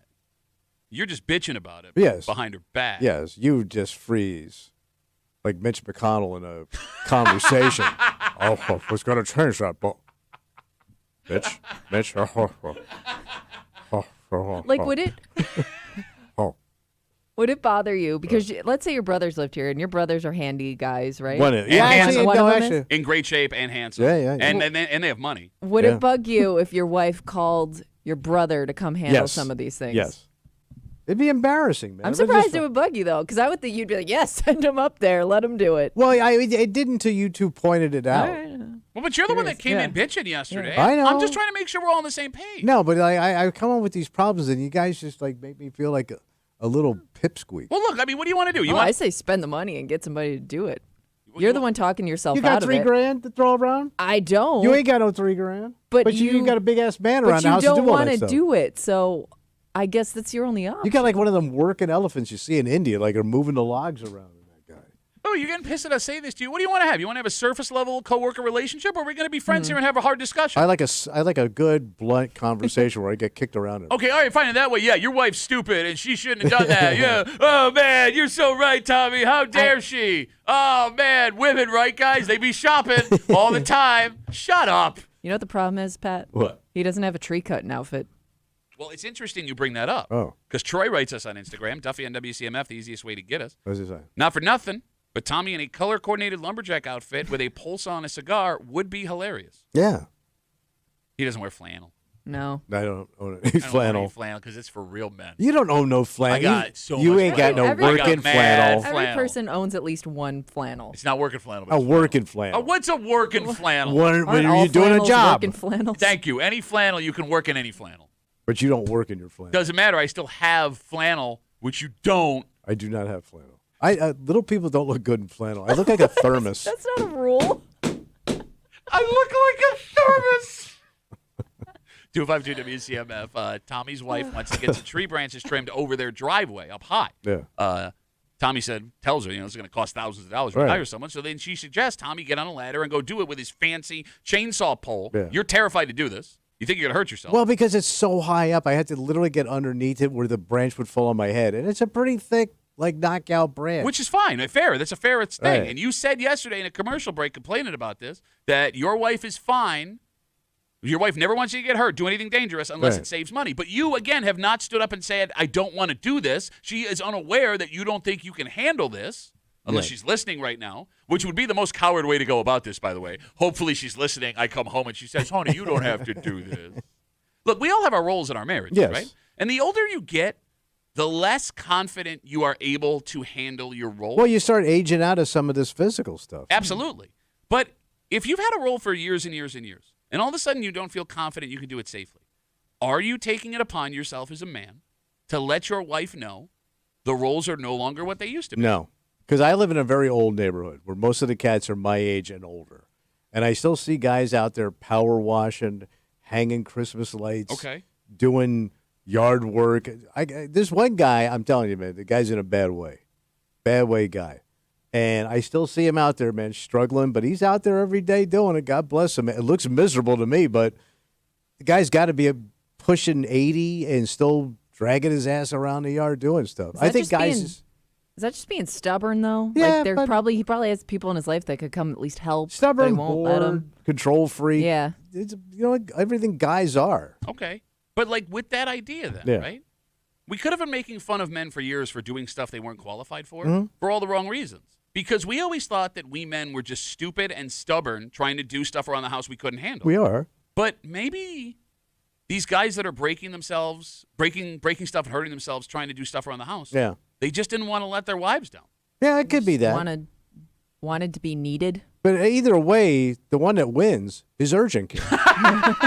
That's why there's one on every corner. It's just full of grandpas just in agony. All right, you got people coming to your defense, Tommy. No, they say. Dan writes us, Duffy on WCMF, the easiest way to get us on Instagram. He says, calling Tommy a bitch for not cutting down tree branches and saying you can't change a light bulb is comedy. Joke's on you. We don't know what comedy is. You also now have multiple men, both professionals and not professionals, that are offering to come to your house and cut down the tree. Well, yeah, because they want money. No. Karen writes us. Karen? I'm tatted up and good with a chainsaw. I'd be happy to help him out. Oh. Would you, if a woman offered to do it for free, would you allow your wife to watch you walk a woman up your driveway and trim that branch? Like some tatted up, muscular woman? That's what I don't know if Karen's muscular. Karen, I need. She's got to be muscular. She does that kind of work. Karen, how muscular are you, Karen? She's probably Tommy wants to know how muscular. Some of those chicks are jacked like dudes. It's like you got your husband's body with a lady head. There she comes with her machete in one hand and a pit bull in the other. They're gonna gnaw this tree down. Those action figures from back in the day, you take the head off one and switch it over to another. Yeah. She offered to help you, you dick. If she was like some jacked up tree I would assume a woman who works in an industry has to have a certain level of strength. By the way, Karen would be super embarrassed. Karen never said she worked in the industry. She's just offering to do it because Tommy's being a little bitch, and then insults her after she offers. I didn't insult. I said she was in shape. She says not jacked like a dude, but pretty strong. She's jacked like a. She got shoulders. Bro, she can kick your ass. I bet you she's got 12 pounds of shoulder meat. You know how hard 12 pounds of shoulder meat is? No, how hard? Like 3 months hard. Oh. And that's 6 days a week. How would you know that? #, no days off. # stay ready so you don't got to get ready. We got more lady suggestions. How is it 6 days, but it's no day off? Wouldn't that be 7 days? Well, I do my walk on Wednesday. Wait, you're counting your walk as Wednesdays. Well, yeah, it still closes. Get my steps. I get my steps in. It closes my exercise ring. You got to let your body rest every once in a while. Close your exercise ring? Yeah, you have the Apple Watch too. Tell me you're not. I know you're doing it. Let's not pretend like you're not. What you're about. You bitch ass bitch. You guys should share your info with each other. By the way, Karen, she's still coming. Step buddies. She said she did timber sports for years. She sounds qualified. You know this chick is ripped. Okay, so invite her over. I'm not having some rough-handed woman, tatted up, Probably missing a finger, going up my tree. As opposed to you ending up missing a finger when you're done with the tree? We'll wrap it up with this because this actually might be the best idea. Okay. Miss Chudmuffin writes us on Instagram. She says, Tommy should climb into the tree, pretend he's stuck, so his wife has to call the fire department, and then Kimmy's husband comes and rescues him and cuts the branches. Okay, there you go. And then you can ask him to be shirtless while he does it. Nothing deflating about that. Okay, so just either do it or tell her you can't. I'm going to do it. Okay. I'm going to do it. Oh, my God. Don't do it. You're going to hurt yourself. You said you're going to hurt yourself. Just don't do it. I'm just going to do it. No, have a sit down with your wife and tell her, listen, I am legitimately concerned right now. And I have a woman with 12 pounds of shoulders that's willing to come over and help us out. All right, let's take a break. Look, there are people that are looking out for things that do not matter in their lives. Oh. Right? Kind people. Oh, okay. Empathetic people. Angels. I mean, this man is the definition of that. But when you think like the word angel, you think of someone saving another human being's life. Right. Yeah. We talked about that nurse in the stadium at the Bills game this morning who, amazing. Right, saved a man's life, gave him CPR when he was having a heart attack in front of his daughter. Yeah. This man did not save another person, but he spent a lot of money and a lot of time going out of his way when he stumbled upon one of the rarest animals you can find inside a Tops. How is a rare animal in Tops? I will explain everything next here in the break room on CMF.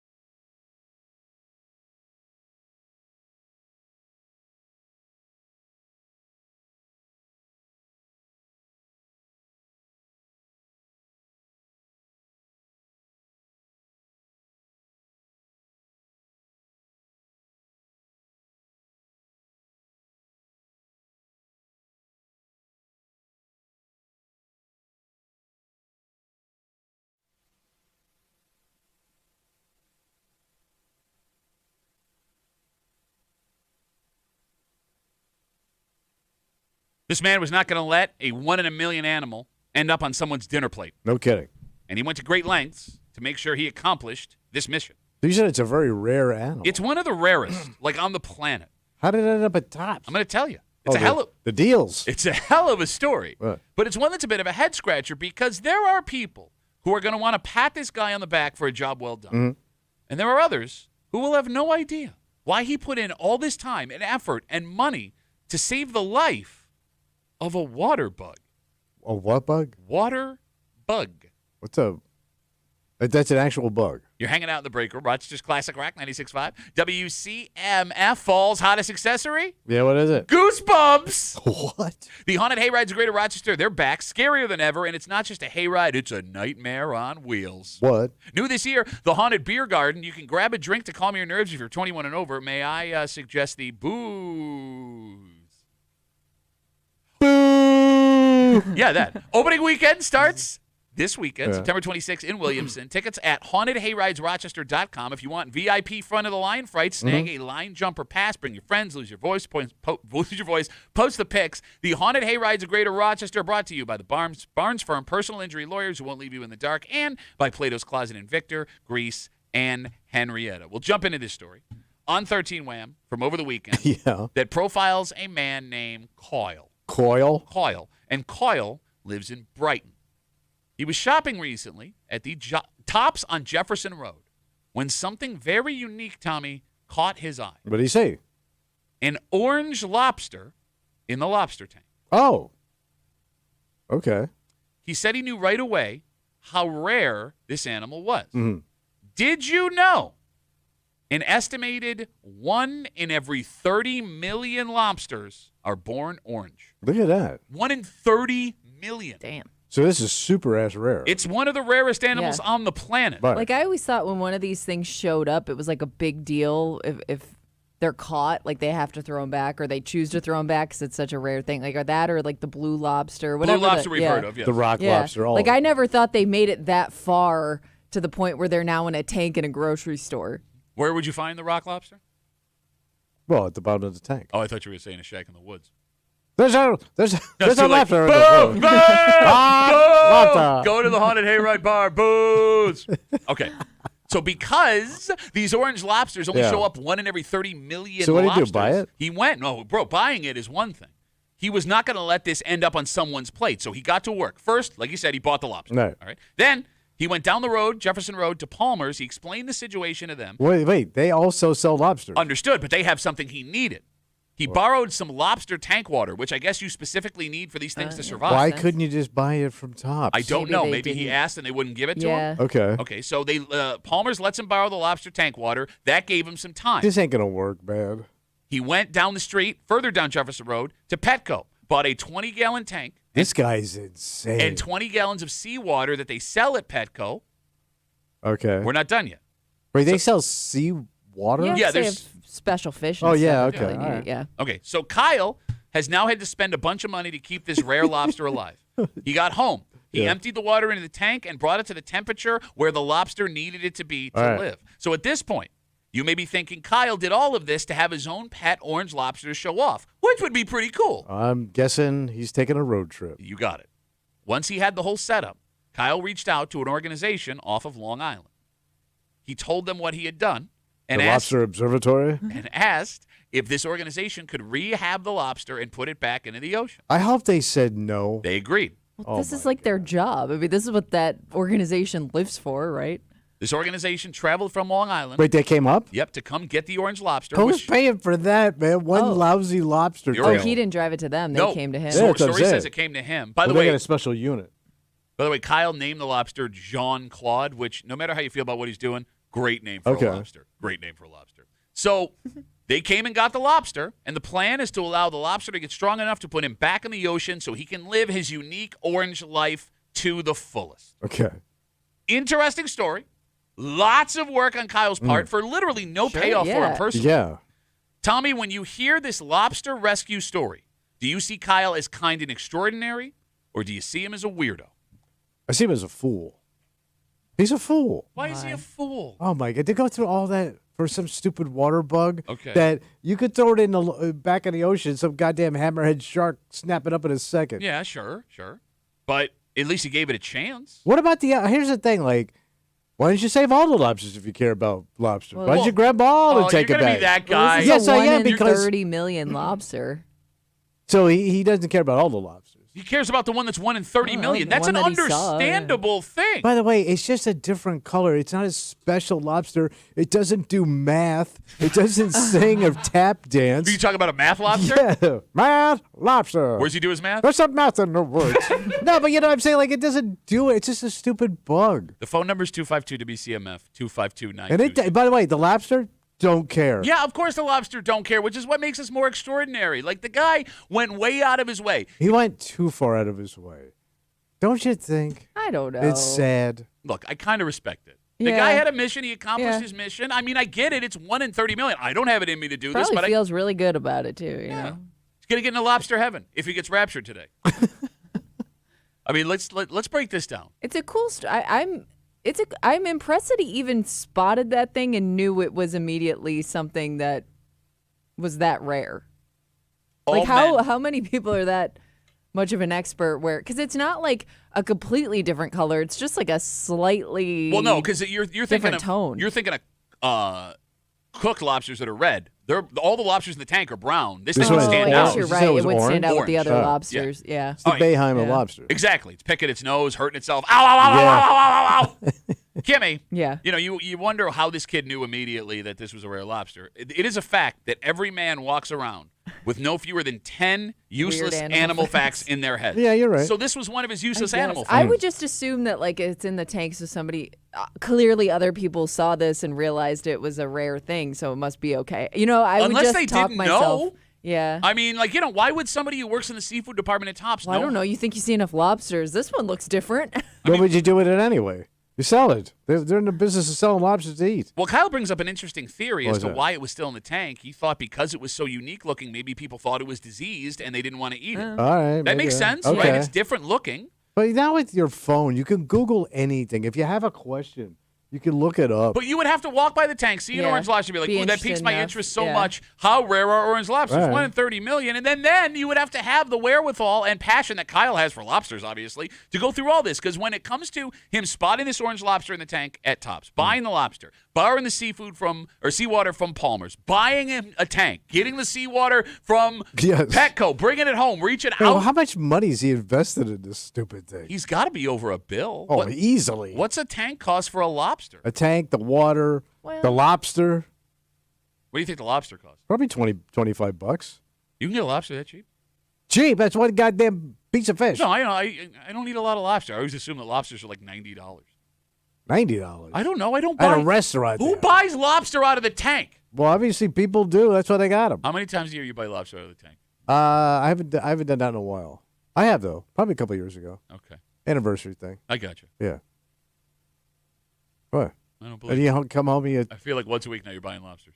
You think I make that kind of money? Oh, you said they're only $25. That's $50. You're losing money not buying them. And then the thing about it is like you got to throw them in a boiling water while they're alive. It's kind of a horrible idea. But again, like I heard they don't have a central nervous system. They don't. Fine. I love how we've decided that because there was also a point in science Make history. ourselves feel better. We thought that babies didn't feel pain. Oh, really? You know that. It's only within the last 50 years we've been using anesthesia on babies. Oh. I did not know that. That's a real thing. That's terrible. Sorry to make that take a dark turn. So I mean, look, this whole thing says a lot about Kyle as a person. Well, he's a I guess you'd call him an environmentalist. Do-gooder? Yeah. Do-gooder, environmental. He's I'm guessing he's vegetarian. I don't know. Well, if you're obviously you don't eat meat. You're worried about there's no obvious. Why would that be obvious? Because he's like saving a lobster to this extent. I'm guessing he's a vegetarian. Some people just have a vegan love of animals. Well, most vegans. By the way, you could be a vegetarian and eat a lobster. That's fish. I don't think they do. So it also says vegetarians that will eat lobster. What about vegan? No, vegan, they're straight up. Vegan is no living, breathing. Yeah. So I'm guessing he's. So they could eat you. I also. But your mom's vegan? Doesn't make any sense. Want to point out she was that eating good last night, buddy. My little lobster. It's real gross in the woods. Except my lobster was hard. Got that? Pink. Got that? Okay. Fleshy. You were saying, Kimmy? I also want to point out, I guess, like, It says a unique lobster should be saved for its scientific value. Who's studying a lobster at this point? It has to do with like genetic mutations and stuff. They study that kind of stuff. You can't tell me that by now. Science got to know all the lobster information they ever need. It inspires interest in marine biology. That's what you wanted to do. It's because of its rarity. Blah, blah, blah, blah. Sorry, I'm scanning here. But yeah, I guess it's something they like to study. I also love how you go that we should know all about the lobsters. Why? We don't know all about the human body yet. We've been studying that for millennia. Human body's complex. A lobster's a stupid bug. You crack it open, you look at the whole goddamn thing. You don't know it is. You can see his butt. You can see his butt track. You can see his goddamn brain. What's left of it after you cooked it? Studying these individuals can provide valuable insight into lobster genetics and biology. Save the world. Learn more about lobsters. All right, so as we talk about Kyle here, out in Brighton. He's trying to give it a transfusion. Walked, he did. Well, I mean, he got the seawater for it. Walks into that top, sees the orange lobster, 1 in 30 million, buys the thing, goes all the way up and down Jefferson Road, buying the materials to save the lobster and keep it, reach out to the lobster science people. Yeah. They drive up from Long Island to take the rare lobster to rehab it and put it back in the ocean. On top of all the money and work that went into what Kyle did here, there would be one other thing that would keep me from putting this lobster back in the ocean. What's that? These orange lobsters, like we said, are 1 in 30 million. Yeah. Which means very few people have ever eaten them. Right. How do you know that is not the greatest tasting food you've ever had? It might be the most succulent lobster you ever have. Like, what if the orange is the universe's way of telling us this is delicious? This is damn good. I'd eat the thing. Oh, me too. Okay. Does that make us bad people? No. You're going to eat a 1 in 30 million You're lobster? here to consume. And by the way, any weird colored lobster, by the way, because you talked about the blue lobster. Are there also white lobsters? Oh, like albino lobster? They live out in Pittsburgh, don't talk to anybody. If you give me any lobster that is not the standard brown alive lobster, I am eating that sucker immediately. It's probably very tender. Okay. But I think that makes us bad people. By the way, you have nothing to go. You're just guessing now because you want to hate Kyle. And I also like lobster. So every few years, it seems like there is like an orange lobster that gets saved from like a restaurant. Oh. How do we know it's not the same lobster every time? That's a great question. Oh, yeah. That is because if the lobster keeps getting caught in the same spot. Well, if they're 1 in 30 million, Kimmy, can you Google how many lobsters they believe are alive in the ocean? Oh, my God. How would they know that? Well, I mean, you can estimate. Got to be billions. I don't think there's a billion lobsters. Bro, there's got to be billions. The way we eat every store, restaurant. The way we eat lobster. I don't know where you hang out. I'm not walking around seeing people eat lobster all the time. I bet you there's a trillion. In this economy. I'll tell you right now. Yeah. There's a trillion lobsters. You don't even know the number trillion. You cannot comprehend in your mind a trillion. There's trillion come after billion, right? Yeah. Yeah, we got a trillion. So that would be 999 billion, 999 million, 999,000. You know how big the oceans are? 99 plus 1. Bro, we got there's 15 oceans. Yeah, but lobsters don't live in every part of the ocean. Everyone in 15 ocean got a lobster. Lobsters don't live in every part of the ocean. Yes, they do. No, they don't. You don't get salt water. No. You don't get like Gulf of Mexico lobster. Yes, you do. No. You never had a Mexican lobster? Down to the West Texas town of El Paso, I fell in love with a Mexican lobster. So there are 75 different species of lobster, Really? but it says Plus the religions. The American lobster population off the coast of North America was estimated at about 500 million. 500 million. Yeah. So 500 million. So almost at a trillion. That's not even a billion. Yeah. 500 million? What are you talking about? Are you serious right now? Oh, yeah. You underestimated it by about 95%. If I have 500 million, Yeah. how close am I to a billion? It's half a billion. Half a billion. Right. So and that's just America. Yeah. That's where the ones this got guy South probably America? came from. You got Brazilian lobster? That's quite spicy. That is South American, idiot. Yeah. You got South America, you got Brazilian. If your wife walked into Tops and she saw this orange lobster and she wanted to do exactly what this guy did, I ain't doing that. would you try and talk her out of it? Yes. Really? Man, tie up your whole weekend saving some stupid entree. Yeah, but your wife would think you're a bad person. Are you okay with that? Fine. Kimmy, would you try and talk your husband out of saving the orange lobster? Saving it? Doing exactly what Kyle if did. that's something he feels passionate about, go for it. No, we're going to go home and eat a chicken's ass, but you're worried about this goddamn fish. Chicken's not 1 in 30 It's not even million. a fish. Water bug. It's a crustacean. Why are you doing Why do you have to say it like that? Crustacean? Which by Scotland, no lobsters. You know that? Really? Yeah. Why is that? It's a fact. I don't know. There's no joke there. There's no lobsters in Scotland. And the weirdest part? What's that? In China, the only lobsters you can get already come with cheese on them. Wait. They have cheesy lobster in China. They got cheesy lobster in China. They got cheesy lobster in China. Okay, let's take a break. We found out today the rapture is happening. Yeah. So, we talked about that earlier today, which means that if the rapture does happen, we're going to get all kinds of answers to mysteries of the universe. Oh, wow. This was a mystery for years and years. In fact, there are still people who believe this to be a fact, despite this man's wife finally coming out this week. It took long enough. And saying that all conspiracy theories involving this man surviving when the public believed he was dead are not true. Oh. Why did it take you this long? How long are we talking? 50 years. We'll get to it next here at the Break Room on CMF.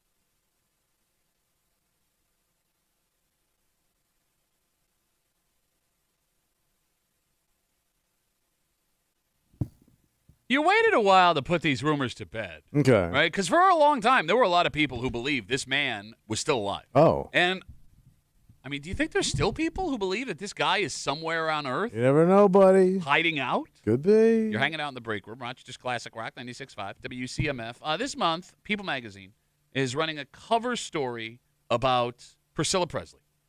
Oh. You know, the Elvis's ex-wife, mother of Lisa Marie Presley. She's gone through a lot lately. First girlfriend. Wait, that was Elvis's first girlfriend? Well, yeah, they met when he was in the Army. Oh, right. Well, it was her first boyfriend. Uh-huh. For sure. Yeah. I hope. Yeah. That being said, yeah. In an interview for this cover story in People Magazine, they asked her about the rumors that Elvis Presley did not, in fact, die on August 16th, 1977, because it's well known that there are several people who believe the conspiracy theory that he faked his own death to get out of all of the attention he was getting right before his comeback was started. Okay. I'm going to read you a quote from Priscilla Presley. What's that? Quote, "There has been so much that is untruthful out there. Things like Elvis is still alive and hidden somewhere. I wish he were alive, but he is not." Okay. Should have waited long enough to put those rumors to bed, huh? I mean, it's. Well, you might want to milk it for a little bit. Well, did she just write a book or something? Because Maybe- I feel like I've seen her everywhere lately, and I'm not sure if there's like some anniversary that's happening or if she wrote a book or she's why. She's also been talking about the death of her daughter. Yes, which I mean, so maybe very that's hard. Yeah. What's I mean, there's been a lot of she's tragedy been around out this there family. lately. Yeah, but I mean, there's a lot of crazy things that were going on with that family. Yeah. Yeah. Right? Okay, so fun fact, Mm-hmm. Priscilla Presley was not married to Elvis when he died. He was engaged. Oh, yeah, he had a girlfriend. Yes, So, yeah. a fiance. He was engaged to somebody else. Yeah. That fiance was in the house. She's the one that found Elvis on the bathroom floor. So to be fair, Lisa Marie Presley could not be sure, or Priscilla Presley could not be sure that Elvis actually died that night. Yeah, she wasn't in the picture. Right? Yeah. And, I mean, she's an ex-wife. He had already moved on. So if he did fake his own death, why would he reach out to her at some point? So I'd love to know, like, what people think, like, where Elvis went. Okay. Yeah. Looking like Elvis. Right. And the popularity of a household name. Like, where did he go? What did he do? Start working like as a greeter. Pretty at recognizable face. Well, but there's so many Elvis impersonators. He could just blend in that. So Okay. he'd fake his own death to become an Elvis impersonator. Yeah, so That would be funny, Seems wouldn't like it? That would be pretty funny. But she'd only be the fat Elvis. Because they have fat and skinny Elvis impersonators. They have all Elvis. They have Yeah. Indian Elvis, Yeah, Black yeah, Elvis, whatever- Asian Elvis. whatever All of you wanna these be. Elvises are things. By the way, Dolly Parton did, as a joke, jump into a Dolly Parton lookalike contest and came in third. That's a true story. So it's not out of the question that he became Elvis. he would blend Okay. in. And by the way, but lesser Elvis. if you've ever been anywhere south of the Mason-Dixon line, every fifth guy looks just like Elvis. Well, they got that same haircut and sideburns. Yes, so it would be easy for him being such an icon, people copying his style, blend. for him to blend in. Would All it right. not? Okay. Would it not be? And let's not forget, Tommy, for decades after, people said there were multiple sightings of Elvis all over the world. Yeah, mostly in Memphis. You believe he died that day? Of course. Okay. Yeah. Because, it wouldn't have. And if Elvis wasn't that kind of. Elvis was a pretty. Outside of him being Elvis, he was a fairly normal person. You want to what? Yeah, I mean, there was the Elvis that you saw on stage, and then there Yeah. was Elvis privately. Uh-huh. And I think Elvis privately was way more grounded than people realize. All right, so let's talk about that. At that point in his life, though? No, Kimmy. Well, I mean, he came from a working class poor family, so he understood Sure. life Sure. better than most. Yeah. What are you being paid by the Elvis estate right now? Do you hear yourself? Not saying anything. No, let's I did tour Graceland a couple of times. Let's talk about Elvis, Yeah. right? All right, because he's a guy who started. He was a showman. He started dating a 14-year-old. Never touched her. They were just friends. Right. They were just much like friends. Sonny Bono and Yeah. all the other I was guys. gonna say, they got that whole thing. You know, He lived John in Derrick. he lived in Graceland with his crew. Yeah. Also, he let family members sleep in the backyard in tents. Because he was a very generous person. He gave One people day, Cadillacs. he started doing karate out of nowhere and putting on loaded karate exhibitions. If you go watch a video of him sweating, hallucinating while doing karate, this is also a man who one day decided to get up, get in his private plane, fly to the White House, knock on the front door, say he wanted to meet with the president, was under the influence of all kinds of drugs at the time. Nixon. Met Nixon, walks into the White House, takes pictures. Nixon gave him a DEA badge, Drug Honorary. Enforcement Agency Yeah. badge, that he then planned to use to get illegal prescription drugs on and off of planes going in and out of the country, which he never did because his manager wouldn't let him leave the country. But he served the country. When he died and they did an autopsy, they found in his system Dilaudid, Percodan, Demerol, codeine, and Quaaludes. You know, and fried catfish. Just a normal, down-home Memphis regular old boy. Regular old boy. Just country a good boy. old boy. Country boy. If you were going to fake your death, though, is that the way you'd want people thinking you went out? On the, what do you mean, like you taking a dump? Yeah. Because that's what they found him on the floor. Yeah. Taking a dump. He had a heart attack. Yeah. I mean, but okay, I guess you're probably right. Like once you see like the rumors start too, like crazy stories, once you want to be like, all right, I got to say something. Guys. 252 WCMF. Priscilla Presley, ex-wife of Elvis, she's the cover story in People magazine this month, came out and finally put the rumors to bed. Elvis did not, in fact, fake his own death, according to her. But to be fair, she wasn't there. Okay. She may not know. Lou's on CMF. Hey, Louie, how are you, buddy? Hey, what's up? You guys have never seen the movie Bubba Hotep? No, man. I have a life I have to live. Oh, shut up. It was up for all kinds of awards. It's the story of Elvis and how he exchanged places with a Elvis impersonator who is the one that died, and everybody thought that it was Elvis, and then Elvis is really stuck away somewhere as what they thought was an Elvis impersonator in an old nursing home. Any other 80s independent movies you want to cover while we have you on the air? Or what listen to me. It's Bruce Campbell. He won awards for it. Oh, it was a Campbell project. Whatever.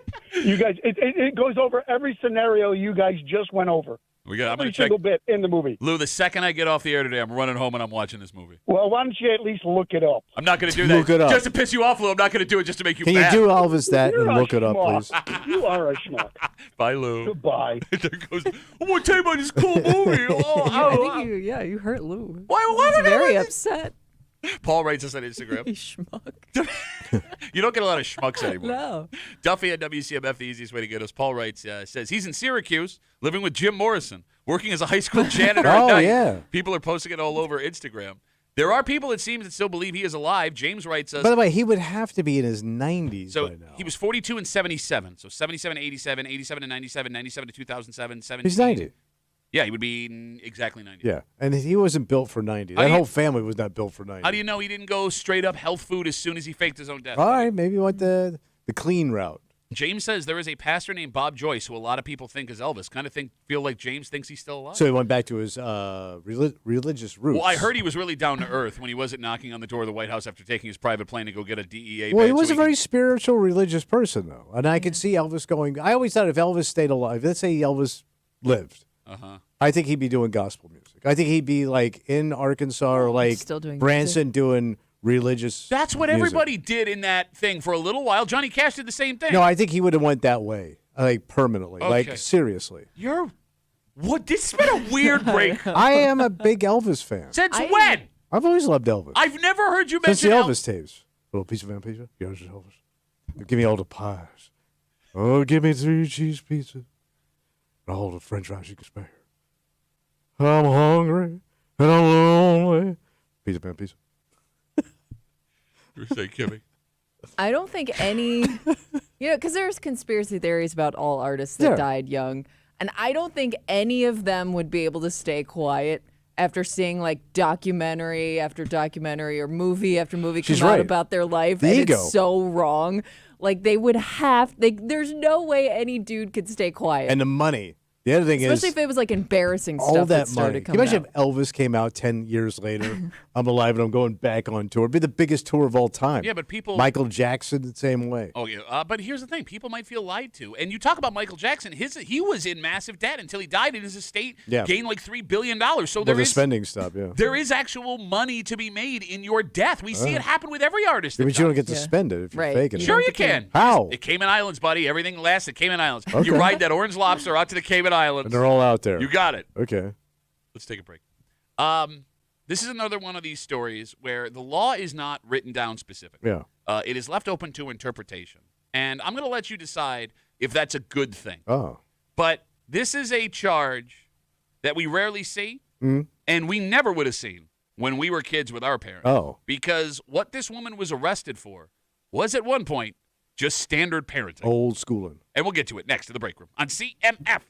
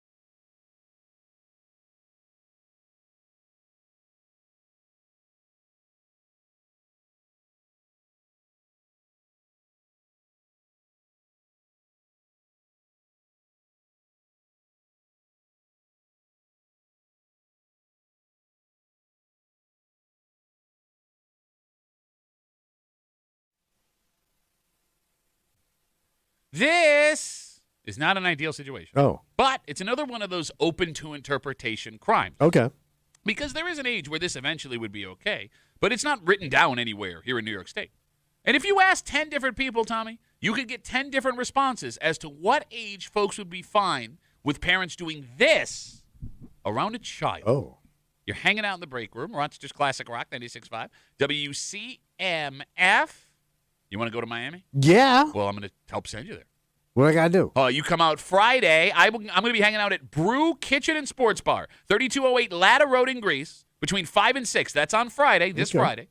While you're there hanging out with super cool me, what happens? You can scan the Heineken QR code to enter for a chance to win 2 tickets for the Buffalo versus Miami game in Miami, plus 2 $1,000 Visa gift cards. Oh, man. Courtesy of Heineken. Dare up some Miami.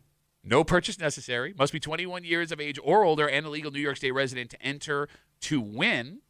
We'll see you Friday night. Brew, Kitchen, and Sports Bar, 3208 Ladder Road between 5 and 6 with me and your friends here in the break room on CMF. A 34-year-old woman has been arrested. What'd she do? After police say she was drunk while being responsible for a child. So babysitting? No. Looks like it was a mom.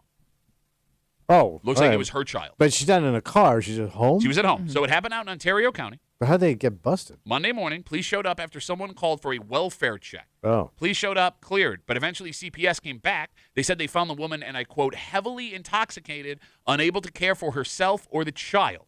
She was arrested, charged with endangering the welfare of a child. She has a court date coming up. So obviously, if the allegations are true here, this is bad. Yeah. Monday morning also makes it worse. Yeah, that's a shocking thing. Yeah. Kicking off the week. All right, but here's the thing. In this story, we don't have an age for the kid. Oh, yeah, true. And we also have another situation where the law, the way it is written, is very vague. There is not an age anywhere written down in New York State when it comes to the trouble you could face if you are in the house alone with a child of X age while drinking. All right. Tommy, this story sounds different depending on the age of Oh, the yeah, Sure. I think so. Yeah. If the kid is 3, folks are going to feel a certain way. Yeah. If the kid is 14, feels different. Yeah. 252 WCMF, 252-9263. Tommy, what is the age you are okay with a parent being drunk around their child? I'm going to say preteen for me. Preteen? Like some middle school kid. Well, I was buzzed watching a child. What? You were buzzed watching a middle school kid, you're saying? Yeah. Okay. Family. Gotcha. Family.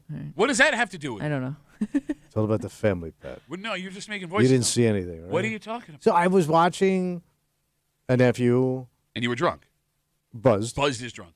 Oh, my God. What the billboard says up front. Buzzed okay, is drunk. Nancy Reagan. Wait, I mean, it's Buzzed true. is drunk, kid. Buzzed is drunk. What is it? Okay, I was... You were drunk watching it. What's like in the middle of buzz and drunk? Like that let's little see. meter area. Well, let me Google it. It's A drunk. si- It means drunk. It's drunk. Okay. All right, I had a couple. And the kid was there. He was fine. He was skateboarding. And you were the only one responsible. Wait, he was skateboarding while you were doing it? Yeah. And you were the only one there to watch him? Yeah. And he was how old? Preteen, I want to say 12, 11, 12. Yeah, probably 11, 12. Kimmy, does this story sound okay to you? What, for a middle school? What Tommy is describing. Would this Well, story... you said 14? No, he said preteen. Well, you said 14. No, I said, 14 feels different than 14. 3. I'm Okay, trying to figure I out what gotcha. the age is. Is what Tommy described to you right now, does that feel okay? No, but Oh, boy. but But hold on, listen, I was at functioning. that age, that kid, because my biggest thought is like if something goes wrong, who's responsible? And at least at 13 years old, like a kid can call for help Yes. if they need it. If they're conscious. If they're conscious. Bro, he's riding around on a By the way, skateboard. I could dial a phone and talk. I wasn't on my hands and knees drunk. Uh-huh. I just had a good glow on. Uh-huh. What? You're so judgy. When it comes to being drunk around kids? Hey, the parents were fine with it. They didn't move out of the house. Oh, they knew that you were drunk around their kid. They knew No, me. they didn't because you've told the story before. You said, hey, I'll let you skateboard if you don't tell anyone I was Well, drinking I in the told middle him of to the be day. cool. Ah, you lying-ass bitch. And the kid, by the way, that kid teaches school now. What? Yeah, he's a good kid. He's a college graduate, teaches. Okay. He teaches college. Wow, teaches college? Pretty tough. Wow. Anybody Kimmy, can teach 2-year-olds. Kimmy, what age are you okay with a parent being drunk around their kid? Well, Come on. like here's the thing. Like obviously toddler, like if that kid can't feed themselves, if that kid relies on you for basic survival needs. Okay, obviously. But I I like also where this is worry. going. But I also worry as a teenager. But now they're recognizing that you're drunk, and that also does harm. Okay, but you can be drunk know? and not be obnoxious. No, really? When are you going to do that? I've been ready. When has that ever happened in your life? I've been drunk. You're and pretty obnoxious sober. Hey, baby. Like, I You're don't- awfully sexy. You ever been to an empty house in Webster? I tell jokes for a living, kind of. It's you, drug. I don't want to be a part of that kid's trauma story. And that's what you're going to get as a teenager. Like, yeah, sure, maybe that kid might be okay. They're going to live. But is my behavior going to be part of the reason why they turn out the way they do? Okay. 252 WCMF. We're talking about this 34-year-old woman who was arrested out in Ontario after police say she was drunk while being responsible for her child. It looks like she was the mom here. CPS came out. We don't know the age of the child, but the age of the child matters when it comes to people judging her. It sounds like Nikki's on your side here. She writes us on Instagram, Duffy on WCMF. If you're old enough to babysit, 11-year-olds are old enough to babysit, so you can be drunk around an 11-year-old. I would make the argument, until that kid can legally drive somewhere, you can't be drunk around him. We call it ambulance. No, again, well, what if it's not ambulance worthy? What else is there? That kid, there's urgent care stuff and there's emergency room stuff. Oh. Also, if you call an ambulance while you're drunk and they're hurt while you're responsible for them, you're going to jail. Not necessarily. No, 100%. Look at this story, because they're going to ask what happened. And when you go, all that whiskey's going to hit them right in the face. There are men. Wait, the ambulance is going to narc on me? 100%. Why? Because you are drunk responsible for a child who got hurt. They're not the cops. No, but the cops will be here after they call them. Man, that's so uncool. Are you going to tell that to the ambulance driver? Yeah, you guys are being really uncool. Okay. I feel sorry. You don't. Yes, you do. It's a volunteer ambulance crew. No, but they charge. The volunteers don't. No, but the ambulance company. The people that are saving you were volunteers. Oh. I pay your no salary. Is this a newer concern? Because I would love to know when this law that they charged this woman with went into effect.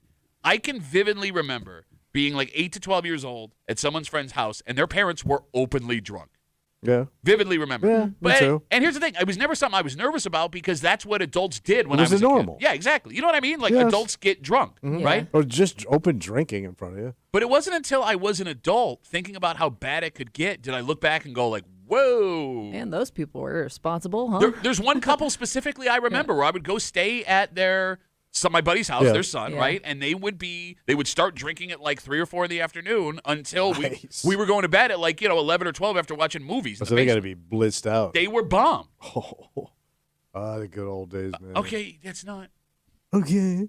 Stop romanticizing alcoholism. It's weird. You look back on it, though, and you're like, man, the good old days. And we look back on it, we're like, man, that's horrifying. Yeah, but they didn't worry. They didn't have all this pressure. But you would think now, wow, they got really lucky that nothing happened. They really did. Unless stuff did happen and they just weren't charged. Maybe. Right? Well, they weren't looking for it. Maybe. Can you Google, Kimmy, when these laws started showing up? See if you can get New York. Because, I mean, would it be surprising if this wasn't even a law until fairly recently? Yeah, it could be. Right? The Alcohol Act. What folks may not be considering here.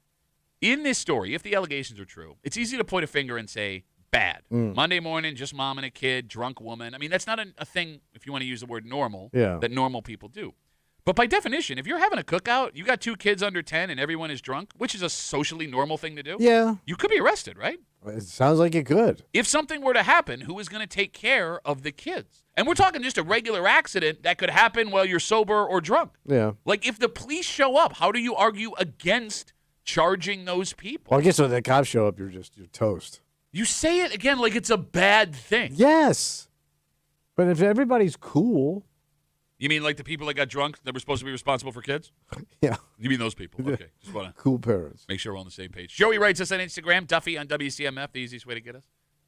How long or how much you have drank is what should play a factor. If you have a beer or 2, take care of a kid, that's fine. If you're slushy, drunk, and stumbling around, fall over, you can't take care of kids, that's a problem. But if you have a beer or 2 or smoke a joint to deal with your kids, okay, now that's a whole other argument because you're only getting high. I mean, you are intoxicated when you're not getting high to you're intoxicated. You can't get high. Well, let's say you did an edible. Yeah. Right? That's smoking, just take the edge off. You in trouble for that? I would believe that's the case. You're intoxicated. You're under the influence of something. But you're not wiped out. How do you know? No, let's say is your judgment impaired?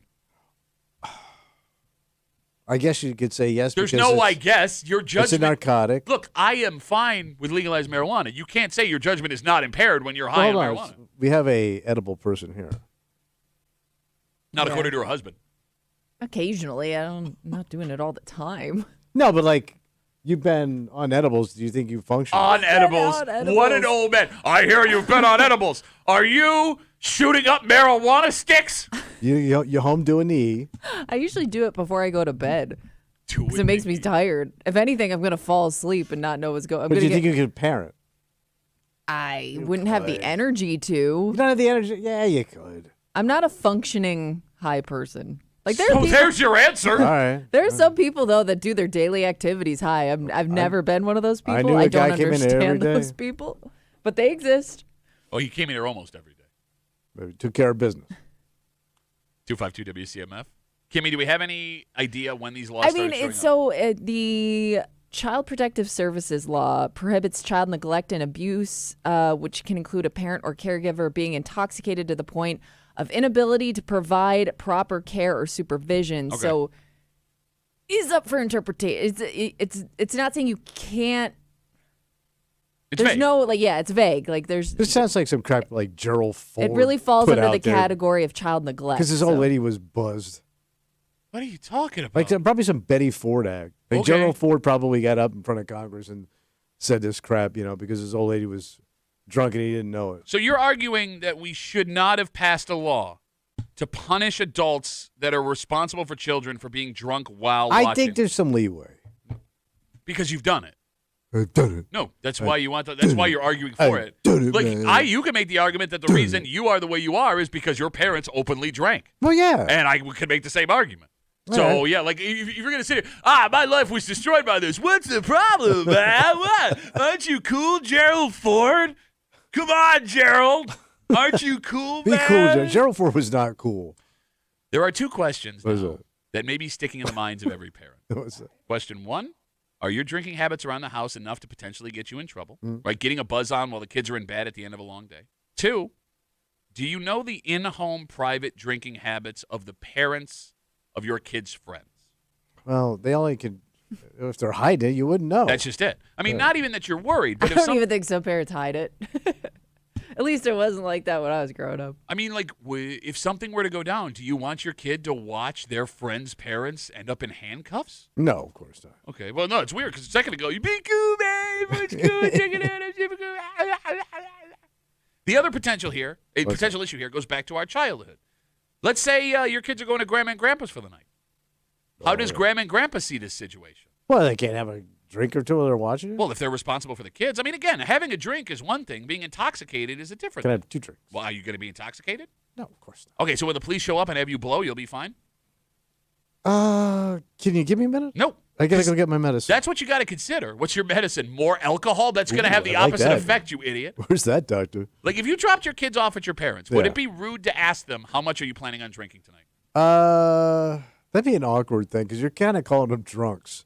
And if you're that suspicious, why are you dropping them off? Well, I need someone to watch my kids. I understand that. You want to spend time with your babies? But you think your parents have a drinking problem. Yes.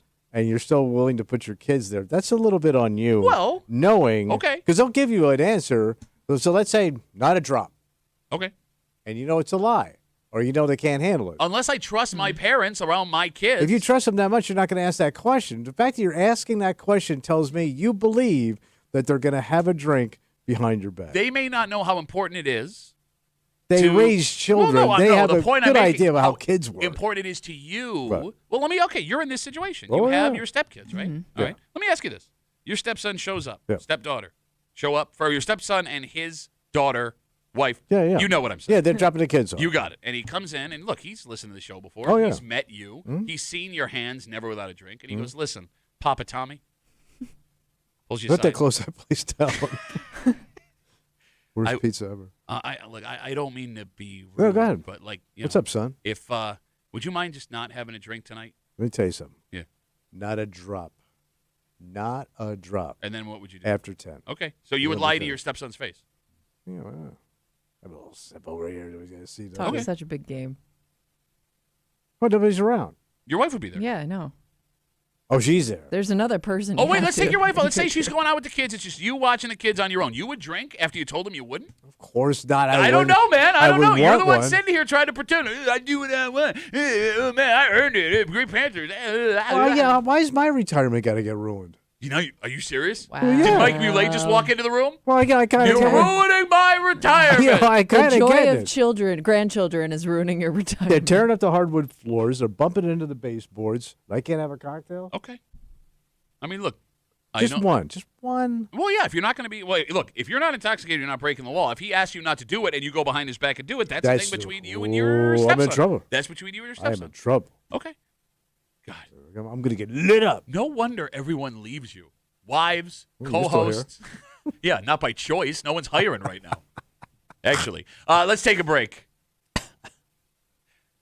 If you're going to steal technology, you should probably make sure you know how the technology works. Well, yeah. Why else are you stealing? What are you going to do with it? Well, that's a great question to ask here because there's a reason why this man may have taken this stuff. In fact, Timmy, he could have been using it just straight up for himself. Possibly, but you would think you'd be a little familiar with it then, right? The age, Kimmy, of this man leads us to believe maybe not. And we'll get into it next here at the break room on CMF.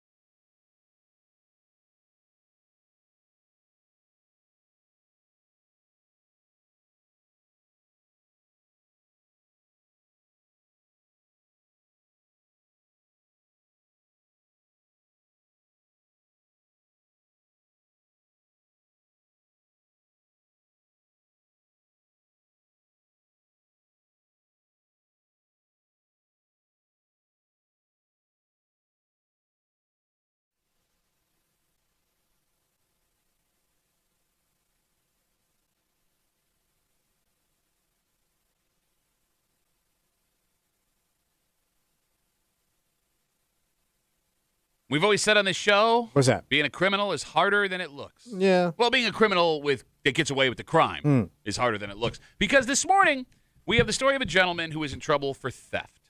And if the allegations are true, he didn't have any chance of getting away with it. Oh. Because, Tommy, if you're going to steal technology, you really need to understand how that technology works. Can I open it up? Just Google at least. Oh, okay. You're hanging out in the break room, Rochester's Classic Rock 96.5. WCMF. We are 30 minutes away from everyone's favorite break room game. Yeah, buddy. Kimmy's got her post in the neighborhood app. She's going to read it out loud. We're going to figure out where they whining. We had a winner last week, correct? Yeah, Woody. Oh, Woody. Oh, we're going to have the woodsman. Big old Woody in Ben's hole this week. That's got to hurt. Where they whining? Coming just after 9 o'clock here in the break room on CMF. A 67-year-old man. 67? Just east of us has been arrested for stealing cameras. Cameras? Trail cameras, to be specific. Oh, the hunting camera. You got it. Authorities were called Friday morning for reports of trail cams being taken, and they had been put up getting ready for the upcoming hunting season. Police were called around 9 a.m., and by 10 a.m., an hour later, the 67-year-old suspect had been arrested. So wait, he didn't walk out of like a store. He was stealing them off the trail? You got it. Off a tree. All right. So you want to know why it only took an hour to catch a suspect? Well, because you could see him coming up to the camera taking it. Bingo. He got caught on camera stealing the cameras. It seems he did not understand that the cameras would be taking his picture and beaming it back to the phones or computers of the people that had them. I mean, close-ups of people are funny. Close-ups of old men trying to do stuff is got to be hysterical. Yep. It does not seem he tried to cover his face in any way. That's what I'm saying. He got up right in there. Does some bitch work? And the ass kicker, police say when he was arrested, he was in possession of the camera. Oh, he had him. Okay. So he was charged with petty larceny. He's got a court date coming up. You got to feel for older criminals sometimes. Because, not only do they have the normal risks of getting arrested for crime, like baseline, they have to understand all of the new risks that come with taking modern, valuable stuff. Like the camera's on. Exactly. Like that would be one example in this one. You steal a cell phone. Find My iPhone could lead the police literally right to where you are. Same goes for GPS and OnStar in certain cars. AirTags could be on stuff. AirTags. Yeah. All of these things, right? Like if you're 67 years old, you didn't grow up around this stuff. No. Right? You haven't been using this stuff on a regular basis. It would be borderline impossible for a man of that age to learn about all this stuff they could potentially steal and get them immediately busted. Yeah. Yeah, that's true. Like you could not be a criminal anymore, despite the fact that you're dressed like a diamond thief on his day off. That was pretty good my day, son. Yeah, but there were no cameras. There was no. There were like you. It's those like balls. It's the easy. No, you couldn't have been caught. And you still should have been caught because you were so egregious about it. You know what's weird about this story? What was that? You don't normally see people over 60 stealing for the value of stuff. Do you understand what I'm saying? Yeah. They're taking it because they want to use it themselves. But yeah, okay. Go ahead. It's just such a weird thing to grab. Well, no, if he was a hunter. I thought for a different reason. Because I would think like if he's a hunter, he might have a little bit of familiarity with these cameras. I would think he took them because, well, I don't want anybody watching me out here. Oh, okay. That's a good take. Like my thought was maybe he took it out of paranoia. Yeah. Like thinking like people are watching him when he's walking through the woods. Okay, but if the trail cams are up, tell me if I'm wrong, Hunters, 252 WCMF, I can't just put up trail cams anywhere. I would have to own the property. I would assume, so he would have been on someone else's property. That's trespassing. Yeah, I don't know. Right? But unless he didn't know he was on, he thought it was, public. I don't know. Well, here's a key to know you're on someone else's property. There's trail cams. Okay. Because they put them up on their own property. Well, I mean, we can get all these questions answered. 252 WCMF. Let's talk to Pete. Hey, Petey, how are you, buddy? Hey, so more than likely he got caught because it was a cell camera. So the camera, when you go into the apps for these things, you can actually find the location of the camera. So the police probably just tracked it down by that way. Oh, that's awesome. It did say in the story that his face was on the camera and it probably had a GPS on it. It's all linked to your phone. They probably were able to figure out it was him, one, because he had the cameras on him, and two, because the camera took a picture of him. Oh. He's got that hat, number one, Grandpa. So wait, that's three ways, if the allegations are true, he got caught immediately. Picture of him, GPS location, and he was in possession of the cameras according to the charges. Oh, my God. Yeah. You couldn't have been worse at this. Yeah. You suck. Yeah, and I mean, to be honest with you, when you talk about the value, these things are expensive. They're like between $300 and $400 for a decent one. All right, well, it says here it was petty larceny, so the grand total of all the ones he took were under $999. So these may not have been good cameras, Pete, unless he only took two of them. Yeah, two. Hey, Pete. Yeah, it could have been just two of them, but to answer your question about you have to have permission from the landowner to be hunting on his land, and at that point, then you can put the cameras on there. Okay, so this wouldn't have been public land he was walking on then? I believe I'm not 100% sure of the state land laws. I know with the tree stands and things like that, you are allowed to put them up on state land. I don't know about cameras. I'm assuming that you can, but okay. So. All right. Well, Pete, hey, thanks for all the information, buddy. Great to talk to you. Yeah. Okay. Yeah. Okay, Kimmy, I don't hate your take. Yeah. Not a terrible take, but let's go down the road of he was taking these for the value of okay. it, right? Sure. Like, if he's 67 and trying to get money for them at like a pawn shop or Facebook Marketplace, or if he was going to use them for his own hunting purposes. Yeah. If it's the second one, how well was that going to work if you couldn't even figure out how to not get caught while stealing the cameras? How did you think you were going to get video from it?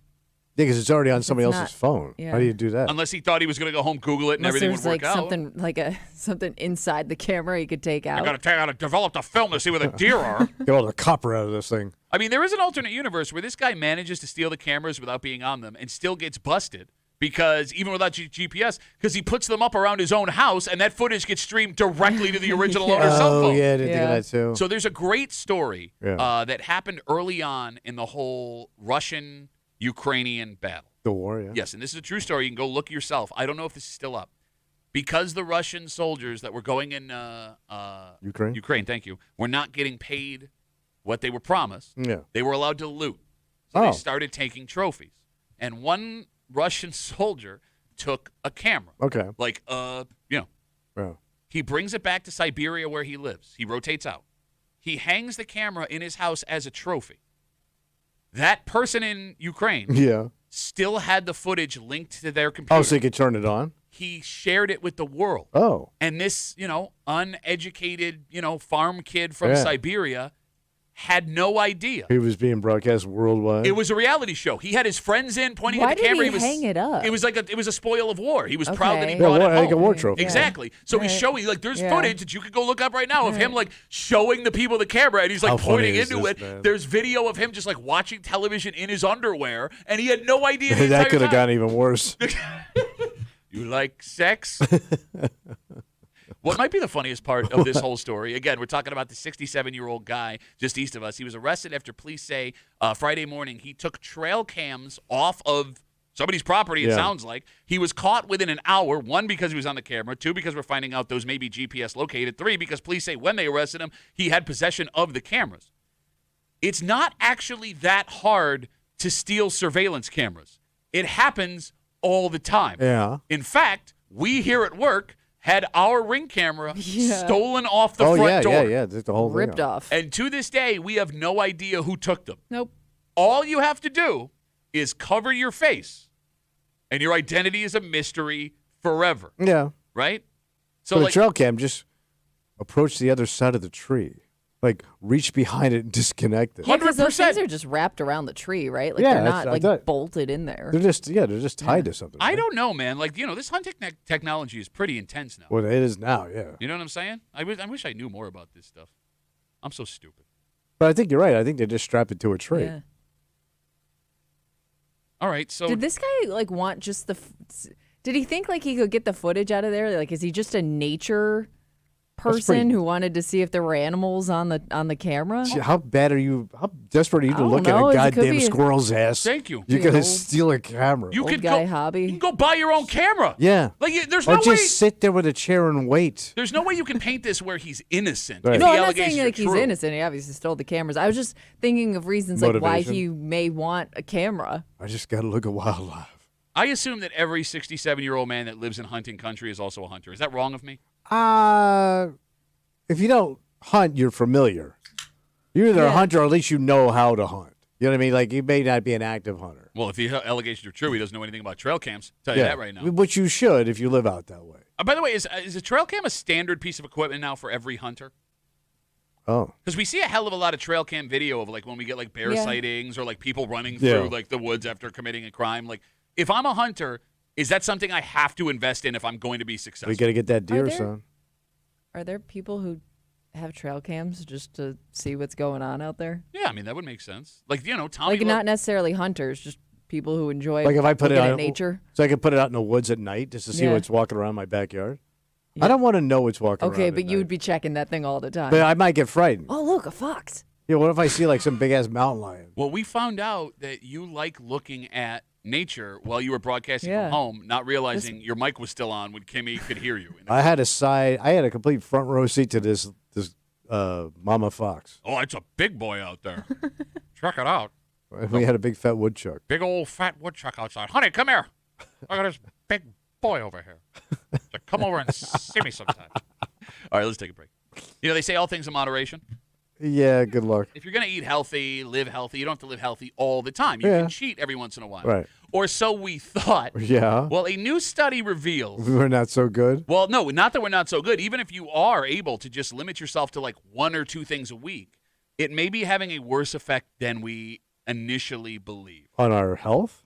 Yes. Oh. And we'll get to it next here in the break room on CMF.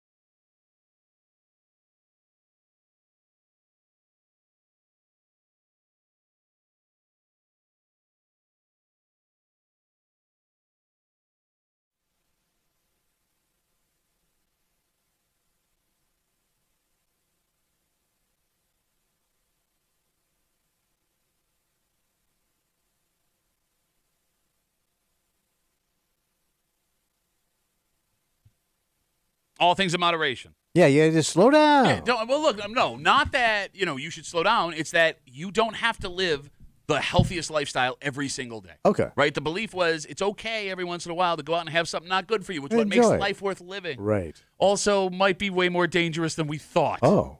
You're hanging out in the break room, Rochester's Classic Rock 96.5. WCMF. We are just about 10 minutes away from where they whining. Get your brains moving. I'm ready. And again, Woody, last week's champion. We have a big old Woody in Ben's hole. Ooh. Yep, so he'll be waiting. Tight. Where are they whining? Coming up in just a little while here in the break room on CMF. A new study what they say? Tried to determine how much damage a cheat meal does to the average person. Because this is what you do with your diet, right? You have a Sunday where you let it all hang out, and the rest of the week you're strict. Yeah, super strict on Monday through Saturday, and then on Sunday I eat like a golden retriever that got into the garbage. Yeah. And the idea is there's no way I can eat enough calories to affect my diet on Sunday no matter how hard I try. Okay. There's only so much time on a Sunday. And it gives you a little break. Absolutely. Yeah, it's it very gives exciting. something to look forward to. And it's worked. It's worked. It's been great. And I've actually been shouting to people that ask, like, this is the way to do it. And I might be killing them because this study shows that something as simple as a meal high in saturated fat will increase the risk of stroke and dementia in that moment. But how in that moment? Okay, so they say they used in this study what they called a brain bomb milkshake. A decadent brain bomb milkshake. They made the most decadent milkshake they could. Yeah. It clocked in at 1,362 calories. God damn, that thing's gotta be thicker than you know what. 130 grams of fat. And the primary ingredient in this milkshake was heavy whipping cream. Damn. I'm going to read you a quote from the study. Are you ready? What is it? Quote, our findings confirm previous research. A high-fat meal impairs the ability of the blood vessels linked to the heart that open in both young and old participants. These impairments reduce the brain's ability to buffer changes in blood pressure. It was more pronounced in older adults. Long story short, just one meal like this or snack like this increases your risk of heart attack and stroke. Well, let me ask you a question. In the moments 4 hours after you've eaten it. But there's people that eat like that all day. Yes. Yeah. And they live. Uh-huh. Why is this for guy? Years.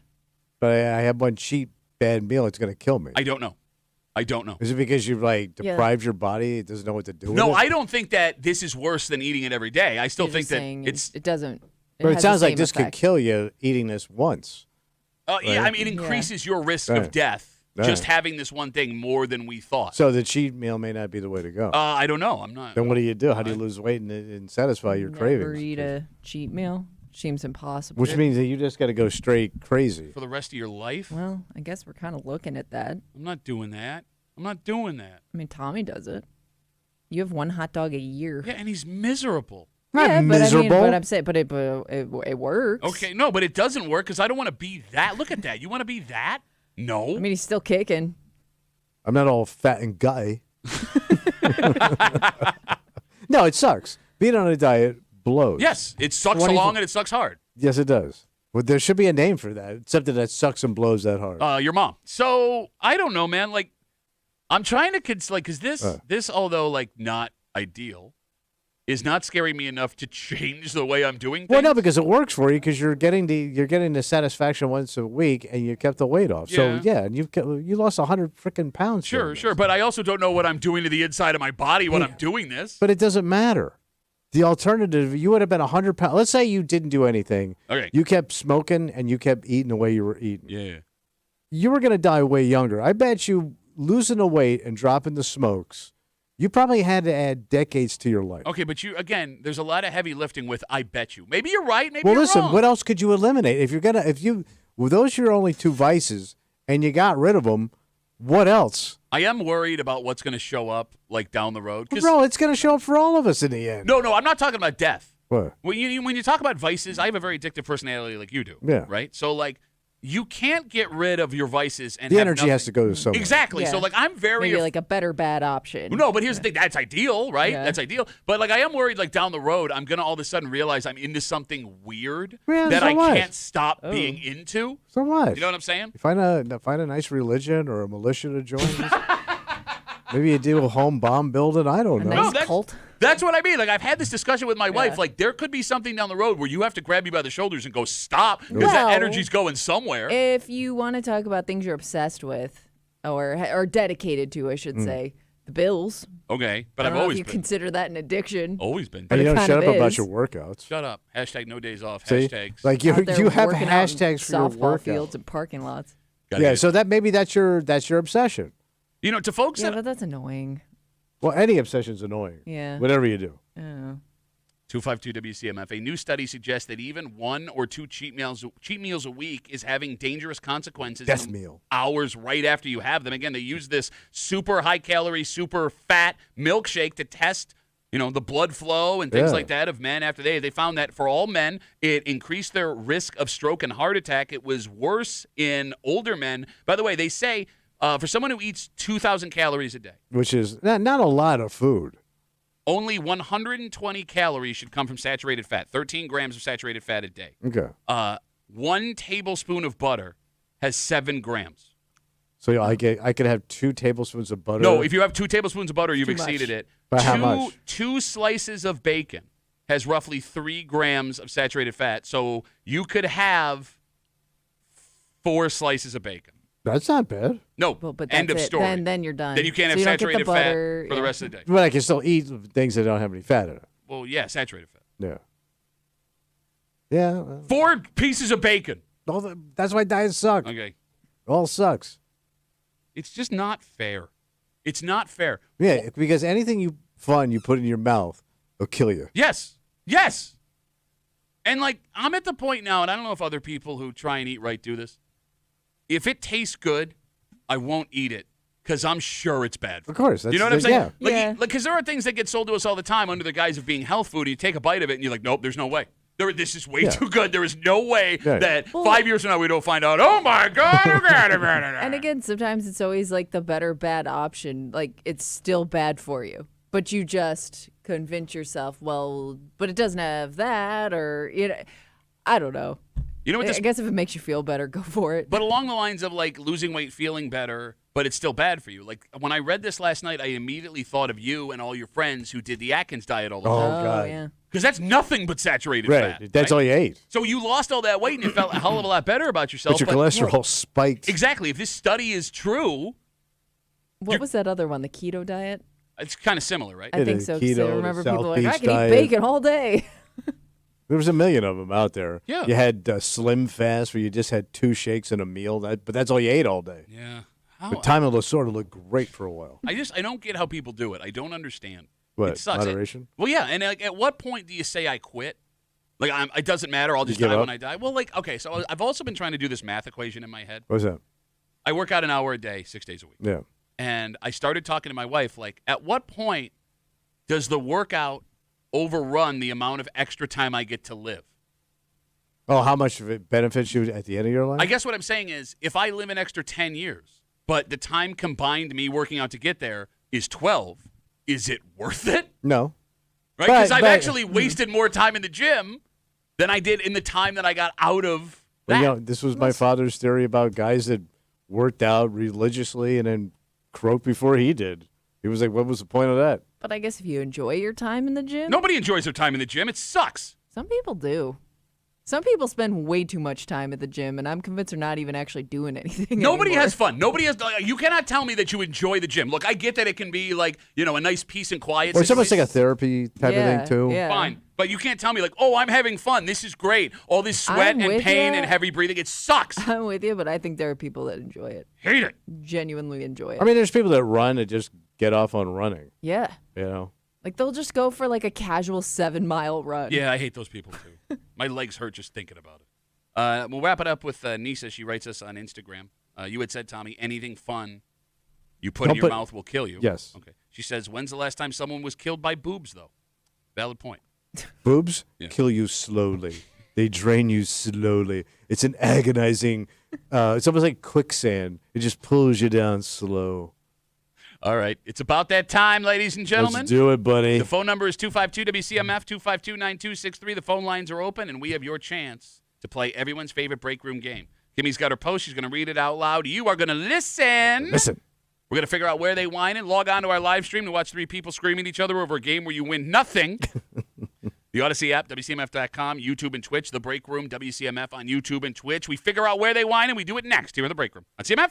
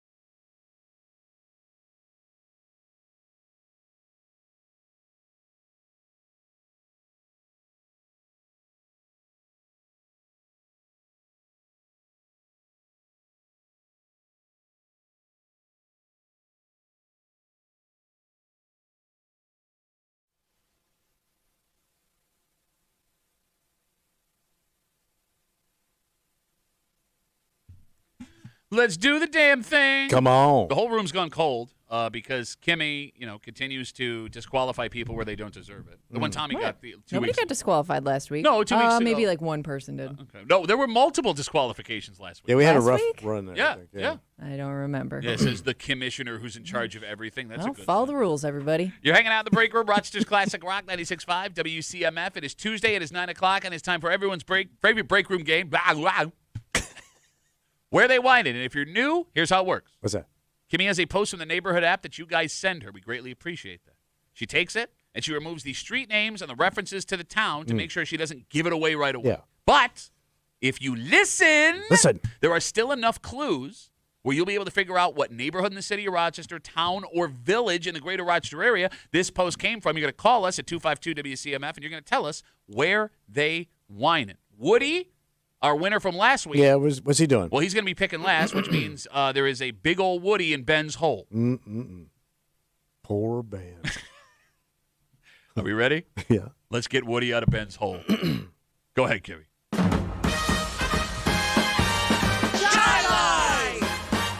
Pittsburgh! Victor! Where they whining? No one knows how to drive the back roads anymore. I see dead deer and roadkill. I see more dead deer and roadkill than ever before. I work very early in the morning, so I see all the aftermath of negligent night drivers on my way into work.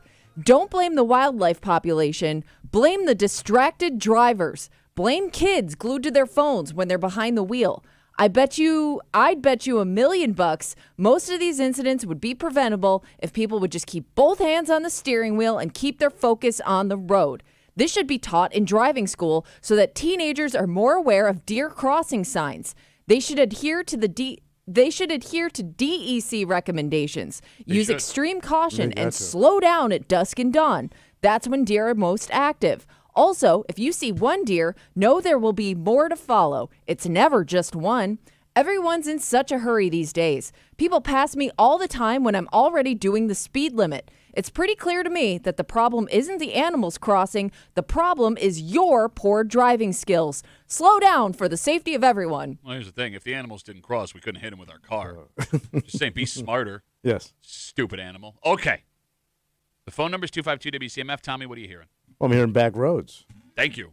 Where do they keep the back roads? In the back? Way out back. Ain't no city. Ain't no city. Ain't no back roads in the city, son. Put that on a T-shirt, sell it in the rock shop. You got to go past the county line. Well, no, so you're saying outside Monroe County. Oh, I'm definitely saying outside Monroe County. Okay, great. Thank you for just eliminating yourself right away. Why? No, go ahead. No, because this is a town that borders. Okay. Yeah. Go ahead. I'm saying they whining in the Vic. I knew you were going to do that. Oh, did you know that? It's so amazing, Pat. Can you know that every week. Can you clarify what you mean by the Vic? The Vic. I've not heard this term before. Oh, see, not fun when he does it to you, huh? I need you to tell everybody what the Vic is. I don't know. You tell me. Nickname giver? My pick is the Vic. That's not a name. It's a pick. And Vic. you have to give her the it's name, an official or you're going to be disqualified. Vic. No. If you do not give her an official name. We let other people do it. Well, we need to clarify so either. people know what the Vic is, so we can use the Vic moving forward. No, I'm not. I'm going to make a stand right now. My pick is the Vic, and I think it should be accepted. Is your pick Victor? Yes. Okay. God, you're a child. You're a child. I'm built like a child. I'm not going to say Victor. I'm going to make you say Victor. Also, I want a chocolate milk. I don't like the Vic. Vic isn't as cool as the Koi. Oh, of course you you didn't don't try like the as Vic. hard with the Vic. No, he always jumps the shark. Every time he jumps the shark. Oh, just keep doing the same thing over and over again. That'll be funny, guys. What? My comedy career died. Listen. You can't give everything a nickname. It's not cool anymore. Yeah, everything could get a nickname. That's how the nicknames work. Okay. Doesn't work. There aren't enough. Some places don't deserve a nickname. Victor's not big enough to have enough back roads. Well, It's no, I was outside. gonna say It's Victor's not nothing long enough for but a back nickname. roads. What's that? It's nothing but back roads. No, what are you talking about? You have the mall, you have the town, you have a road that connects all of them. It's not wide enough to have enough back roads to have dead animals all over the place. Bro, any area that's like that can have dead animals. You don't go to Victor a lot. Yes, I do. I live right next to you. Don't go to Victor at all. I bet you I'm in Victor more than you are, buddy. Bet. You want to have a Victor off? Yeah. All right, I'll do it. You gonna have a Vic off? No, we're not doing that. We're having a Victor off. All right. Thank you for wasting everybody's time and eliminating yourself right away. This is West Side. because the more back roads exist on the west side. How is that a It's thing? 100% a thing. And I know exactly what town this is, and it's a sneaky town, and I'm glad that everyone is giving me a chance to share this with you to be safe. They whining in Chili. Chili ain't got no damn back Chili road. is nothing but back roads. It is nothing. Oh, yeah, I know. I take that dirt road all the way to Bill Gray's each bro, week. you literally take a left off of Bill Gray's. This is stupid as ass big. It's right next to the freaking airport and a Wegmans high-density industrial complex. Okay, that's Gates. And You're the describing Gates. country. You're describing Gates. Wide open country, Chili Avenue. South of Chili Avenue is nothing but backcountry roads in Chili. South of Chili. I got married off the back roads in Chili. You that were there. park, I was looking at houses. It's across the street. Do you it's not all know back what a roads. back road is? I know what a back road is because your mom lets me hit that back road all the time. Bumpy ass brown back road. You want to talk about dirt road? Oh, I was definitely bouncing on that. We've gone too far. Chili. All right. Chili. Phone number is 252-WCMF, 252-9263. There was one rule and one rule only. You get to pick one town. If you are on hold and you hear someone else say the town you were going to say, you got two options. Hang up the phone, try again next week, or Yeah, what do you do? pick a different town.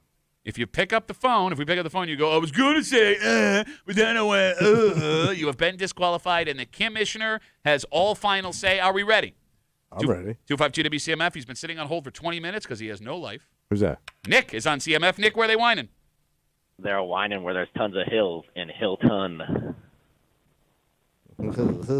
See, this is what you sound like. This is what you sound like when you try to do what you do. Do the nickname thing. This is what you did. You did created all of this. I tried to bomb it so Tommy looks better, but, That's impossible. So, wait, I mean, his comedy career was also impossible, too, so I don't know. Okay, see what you did? Now everyone's a comedian. Kimmy, would you agree that there are enough back roads where it's feasible this is where it comes from? You're from Hilton.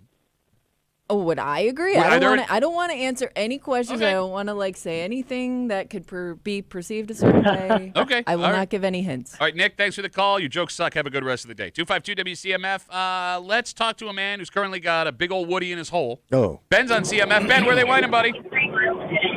I'm going to go east side. I'm going to go with Webster because there are plenty of back roads on the Wayne County side of Webster. But that ain't Webster, bro. I said the Wayne County side of it, dumbass. There's a county line there. It's the stupidest pick. Webster, then Ontario, which is Wayne County. I mean, you did also bring up county line. I don't know how upset you were. It's a dumb But pick. I'm just saying, it's Webster. Okay, all right. I disagree. This is why your hole gets passed around. All the winners all up in Ben's hole. Ben, thanks for the call, buddy. Have a good one, guys. There goes Ben. Ben's hoary hole. God, man. 252-WCMF. Well, everybody's been in it. Let's talk to Steve. Steve, where are they whining, buddy? Hey, good morning. I'm getting West Side vibes too, Pat. I'm going to go a little bit further, though, and say Brockport. Well, we're going all the way out to Brockport. Why Brockport? So just the mention of back roads gives me the idea that, expressway is, close range, something that people use frequently in that area. So, you got 531 that runs out that way. That ain't a back road, man. That's a front road, bro. It's a freaking highway. That's all front. People use both out that way, Tommy. People use both out that way. Yeah, Tommy. Come to the west side. You don't know anything about us. Yeah. I don't want to know nothing. All right, we got you for Brockport, These are Steve. lousy picks. Thanks for the call. Bro, all of them Mine's make way dead more on sense right now. than Victor. Bro, you are... The only one that has winding country roads so far is my pick. 100% not true. They don't wind in a Chili. I don't get why you think Victor is like this country town. It's It a is. posh town. It's posh, but it also has some busted. No, it doesn't have Oh, busted. it got busted. Really? No, you can't build a school like that and have busted in Victor. You have the highest end mall in New York State. You have a college campus of a There's high school. some bucktooth busted going to that Victor High. Does not happen. Wow. Those are What? children. Well, they had busted bucktooth parents. Mama was bucktooth, so was the daughter. Mama was a Bucktooth woman. Working for the man every night and day. I was doing Papa was a Rolling Stone. Oh. Okay. 252-WCMF. Let's talk to Caleb. Caleb, where are they whining, buddy? Well, we are going to get, Spencerport. Why Spencerport?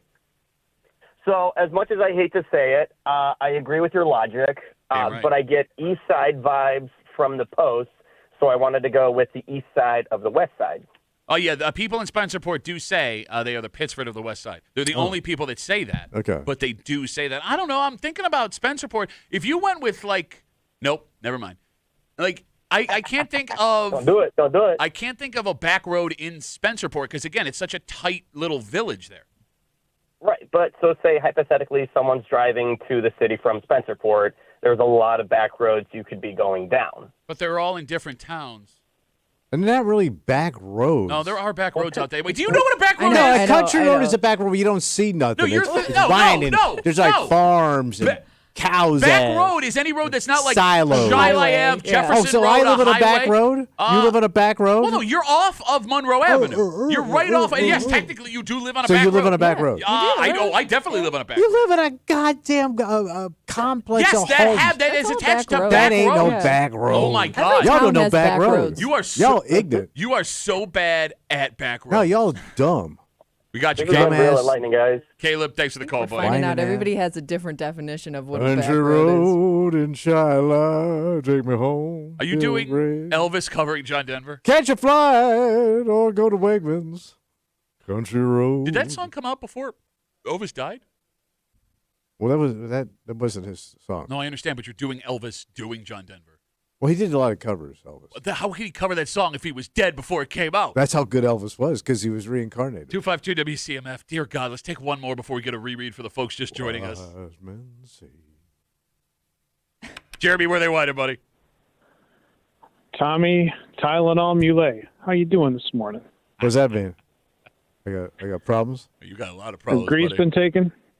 I don't know, Jeremy. I don't know. You been listening? Well, the problem is when you sit on hold for a period of time, you missed a couple of the picks. Oh, my butt hurts. I can't listen to the show because I'm going to sit on hold because I don't got VIP access like Ben's Hold does.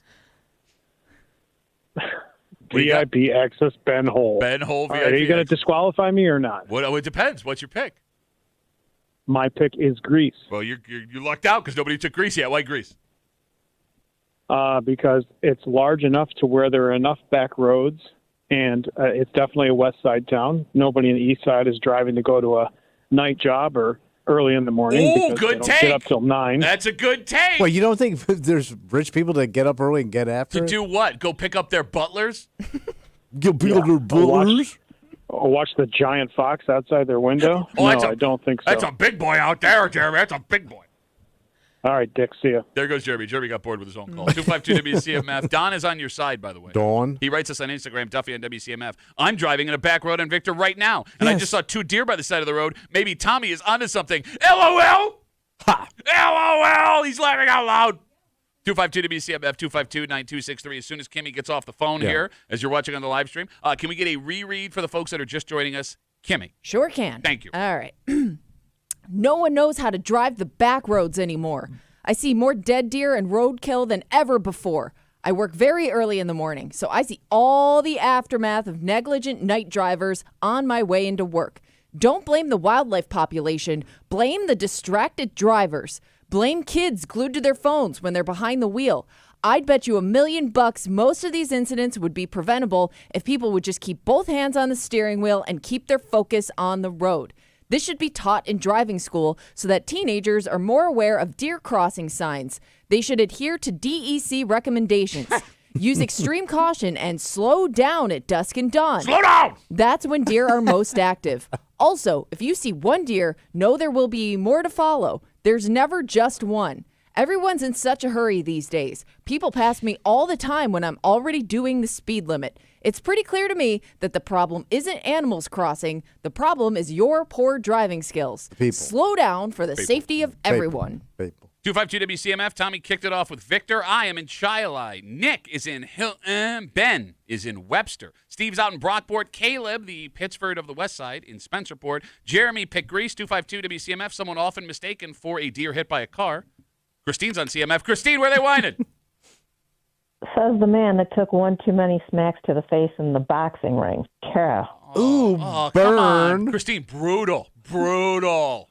Oh, and like your comment wasn't brutal, especially last week when you said about the cars that I may have been in contact with, the Matchbox cars. Mm-hmm. That was Take Tommy. a look in the mirror. Don't crack it. Because you ugly. Pittsford. Why Pittsford? Because there's no way you can get through Pittsford without taking some back road. Tommy says there's no back roads in Pittsford. There ain't no back roads. It's too tight of a town. There are back roads. It's called the road you don't normally take. You're getting caught up on language. Yeah. Yeah, stupid language on a talk show. 2 roads forked in an open wood, and she took the one less traveled because no one wanted to hang out with her. Duffy, my only goal right now in this game is just to make sure your pick does not beat out mine. So I don't care. I'm just hoping I pick before you do. Okay. So well, you failed. Yeah. Why? You didn't win the belt, and when you did, and you thought you did, you got disqualified. Could have been yours. Man, she's toasting you today, bro. Just what can I do? She's lighting you I have no up. defense. Christine, she's brutal. Christine, hey, try and be a little nicer next week, huh? You too. Bye, Christine. God, that woman's married. Yeah. That is a married woman. I know. You want to talk about a rapture happened today? Her husband, we don't hear in the background because he already got sucked up. He's already crawling to the skies. 252 WCMF. Let's talk to Ralph. Ralph, where are they whining? They are whining in Clarkson. Clarkson? Shut up, Ralph. Clarkson? Shut. Why Clarkson? Well, I live out there, and they might as well take all the speed limit signs down because everybody's ripping everywhere. and there's a ton of deer, ton of wildlife crossing the roads all over the place. Okay, but Ralph, there's like 7 people that live in Clarkson. If we're talking percentages chance that somebody wrote it from Clarkson, you're down to almost 0. Oh, my God. There's only 7 people out there. Everybody must come from the other 2 H's to drive through my town. All right, Ralph. Well, thanks for the call. Take that, buddy. Thanks for the call, buddy. Have a good rest of the day. There goes Ralph. He talks like a Ralph. I will give him this. He was the most Ralph that ever Ralph. Yeah, true. All right, 252 WCMF. Let's rip off a couple, give everyone as much chance as possible. Let's talk to Barbara. Barbara, where they whining, buddy? Keep your eyes on the road and your hands upon the wheel. The doors are in the church. Shut up, both of you. Where they whining? In the church. No. See what you did? Now the orange deer out in the church. See what you did? They churching? I don't know where you're referring to, Barbara. I'm not letting it happen. The Ville called church. I can't even be mad at him. No, it just sucks. Everything about this sucks. Tommy does one thing. I want to be like that idiot. Now we got the church and the Vic. The Ville called church, Pat. What was the Hilton one that we got earlier? Hilltown? Hilltown. Who cares? Barbara, I got you for Churchville. Shut up and go home. Thanks for the call. Nope. I'm not getting it anymore.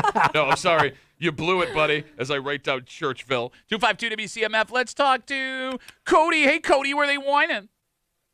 I can't believe that this town that I want to pick is still on the board because Ben's already come and gone, but I'm going with Mendon. Why Mendon? Because I think there's a problem with every single pick we've had so far. Everybody from every town people have picked is just going to jump on a highway and come in. There's hardly any back road travel to get there. If you're out in Mendon, you don't have a highway to choose from. You're taking one of many different back roads to get towards the city. And you're on back roads the entire way. All right, 1, there are people that just don't like taking the highway. 2, I can take back roads if I'm staying in the town that I'm in. I don't have to be leaving the town to take a back road. No, but if you're working at night, you're probably not working in a small town. You're probably working in the city. Because most of these small towns are all shut down by nighttime. So what you if have to travel to them. What if they left a good job in the city? Working for the man every night and day? Rolling in the back road. River. Cody, great call, buddy. Have a good rest of the day. 252 WCMF. That's why he's a blasted party. Someone else talks and he just freezes. All right, 252 WCMF. Let's talk to Tony. Tony, what are they whining? We are going with the Dagwa, Canandaigua. The Dagwa. The Dagwa. Look what you did. Look what you did. You did this. Why Canandaigua? So I was driving out of town on 21 the other day, and there was 3 dead deer on the side of the road. Two of them had antlers on them. I came back later in the day. The antlers were gone on those 2. So I know they're out there. I know people are hitting them, and I know they got to get out of town on either 332 or 21. And there's deer everywhere. Somebody cut the antlers off the dead deer on the side of the road. Nice trophy. You didn't kill it. Nobody knows that. But take the head then. Take the whole head and mount it. Isn't that your motto all the time? Yeah, when your mom's around. When your mom's around, because she gives it. Tony, thanks for the call, buddy. Have a good rest of the day. 252 WCMF. Let's talk to Greg. Greg, where are they whining, buddy? Decoit. God damn it. Why around Decoit? A lot of deer running around there, and there's back roads there. What back roads? Yeah, I think of a back road in Veronica. It's all one solid. A lot of roads. There's a lot of roads over there. No, I know there's roads. We got a lot of roads out there. There's none. A lot of roads. Back roads. No. None. Back roads. None. You dumb. You so dumb. Greg, you're so dumb, and you're probably ugly. I can't see you, but you're also probably ugly. Yeah, probably. Like you. Greg, thanks for the call, buddy. 252 WCMF 252-9263. We don't have Woody. Woody has not appeared yet, Kim. Oh. No. Okay. So we're going to take a couple more. Give Woody one more opportunity to get in and pick from Ben's hole. Chris is on CMF. Chris, where are they whining, buddy? Henny.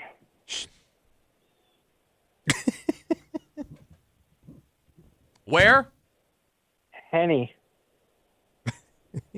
You handle this, Commissioner, because I don't have the patience. I don't have the patience for this anymore. I'm so angry. I mean, listen, they're not breaking the rules, so I got nothing. I'd like to read a. There's no repeat. Andrew writes us You know on where the Jeff is?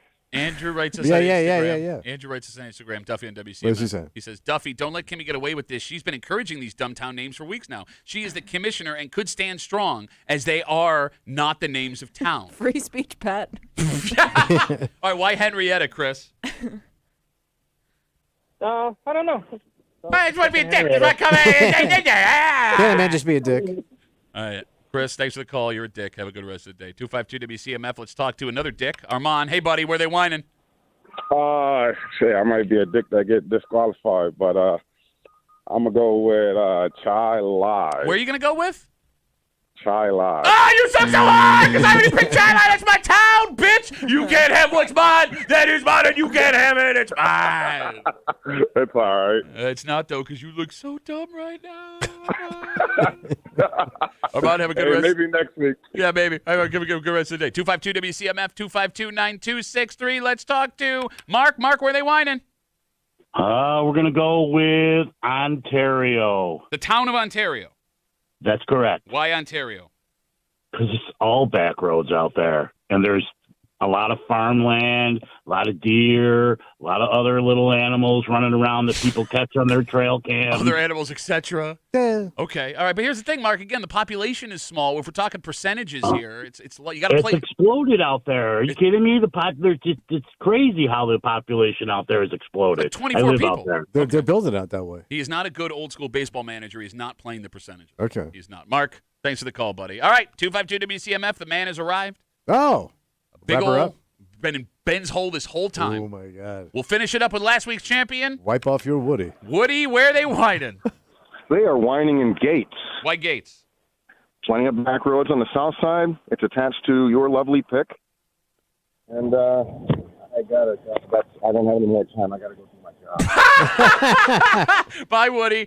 There are not that many back roads in Gates. I can't think of any. I mean, if you want to count down near the airport. But that's not a back road to an airport. Your mic's off, Kimmy. That's an international airport. It's an international airport. That's a back road. But maybe no matter where you grew up. Hold on. I'm sorry. It's an international airport, so it can't be a back road. Right. It can't be around civilization. By the way, they don't even fly to Toronto anymore, so technically it's not an international airport. Yeah? I don't think so.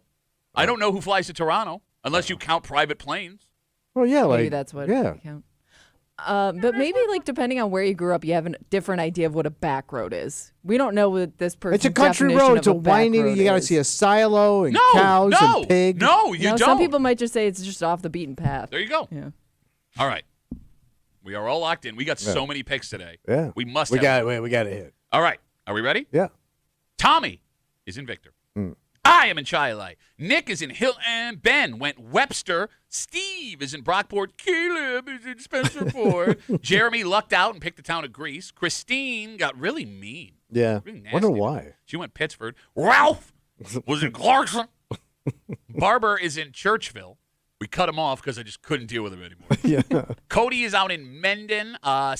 Tony, I'm sorry, is out in Canandaigua. Greg is in Irondequoit. Chris is in Henrietta. Armand disqualified himself like an idiot with Chile. Mark picked Ontario. And last week's winner, Woody, is in Gates. All right. Kimmy, are we ready? Ready. Let's do it. Webster! Hilton! I think somebody hit. It ain't your stupid pick. Whining. This week we go to the outskirts. Damn. Oh boy. And I'm skirting. I think this might be a first. I don't know if we've had this before, because they whining in Honeyway Falls. Damn, Honeyway Falls. And I feel bad because I think there was somebody on hold that wanted to pick that. Oh, it's so sad getting in earlier. Sucks for you. Sucks for you so hard. Sorry. All right, well, you're out that way. Man, I was close. No, you weren't. Way closer than your ass. Honeyway Falls. Is closer But I don't to think we've Victor ever had than a it Honeyway is Falls post before. Chi-Li. No, I think Chi-Li is closer to Honeyway Falls. Really? Than Victor. How you south, going so this it's- way, that way? How you go, bro? Victor. Yeah. How you going this way, that way? Stop that right now. No, I think Chi-Li is closer to Honeyway Falls. No, it's not. Can we get a map of Monroe Honeyway County? Falls and Victor. Falls. It's their sister cities. The towns Yes. that are sister cities. Yeah. Okay. Honeyway Falls is not. Hey, by the way, you should know this. Your Yes, boys are out I know. there. I take the back roads from Henrietta. I to- would say do you? Henrietta's close. No, Would you Chi-Li, say Chi-Li. Chi-Li between? No, it's Chi-Li's kinda way the far. hell out Yeah, there, It's kind of man. far. Then Victor. Then they're touching Buffalo. No, Victor might be closer. Might course be. it is. No. It's like Kimmy wears glasses. We can't. You're trust going her. in two opposite. You're going. Who did somebody pick West. Mendon? Because that's probably the closest. Yeah, somebody picked. Yeah. Well, no, but Tommy wants to run his mouth. I'm telling you. I would say like it's probably equal distance between Chi-Li and Victor. But you're heading the wrong way. What does that mean? It depends on where you're going. Stupid. Yeah. I'm going to Victor. Honeyway Falls. Yeah, from Chi-Li. No, Chi-Li's farther. No way. Now that I'm looking at it. No way. Hey, you grew up on this side That's of why town. I know. You don't Your go to parents Victor. can You don't afford go a to Honeyway. map. You don't even go to. When's the last time you were to Honeyway Falls?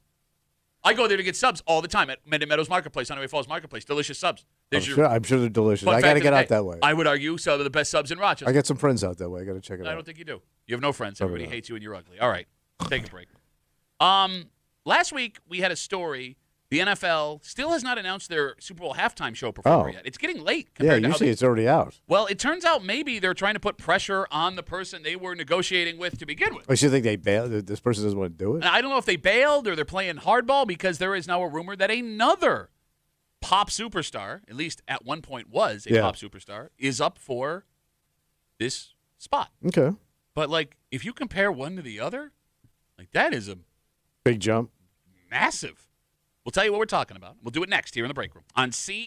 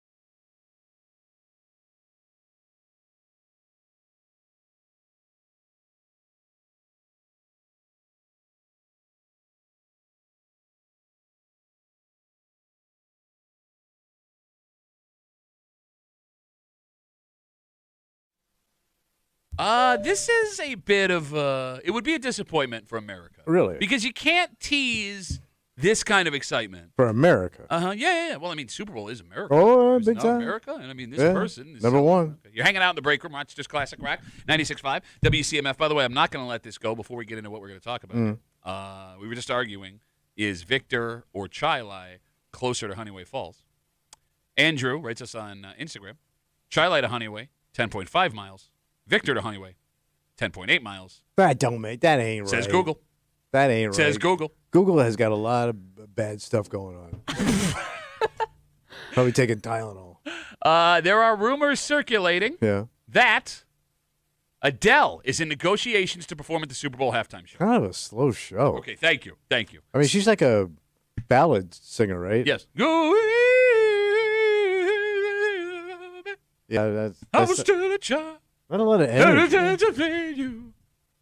Yeah, I mean, talented performer, but not your typical Super Bowl. No energy.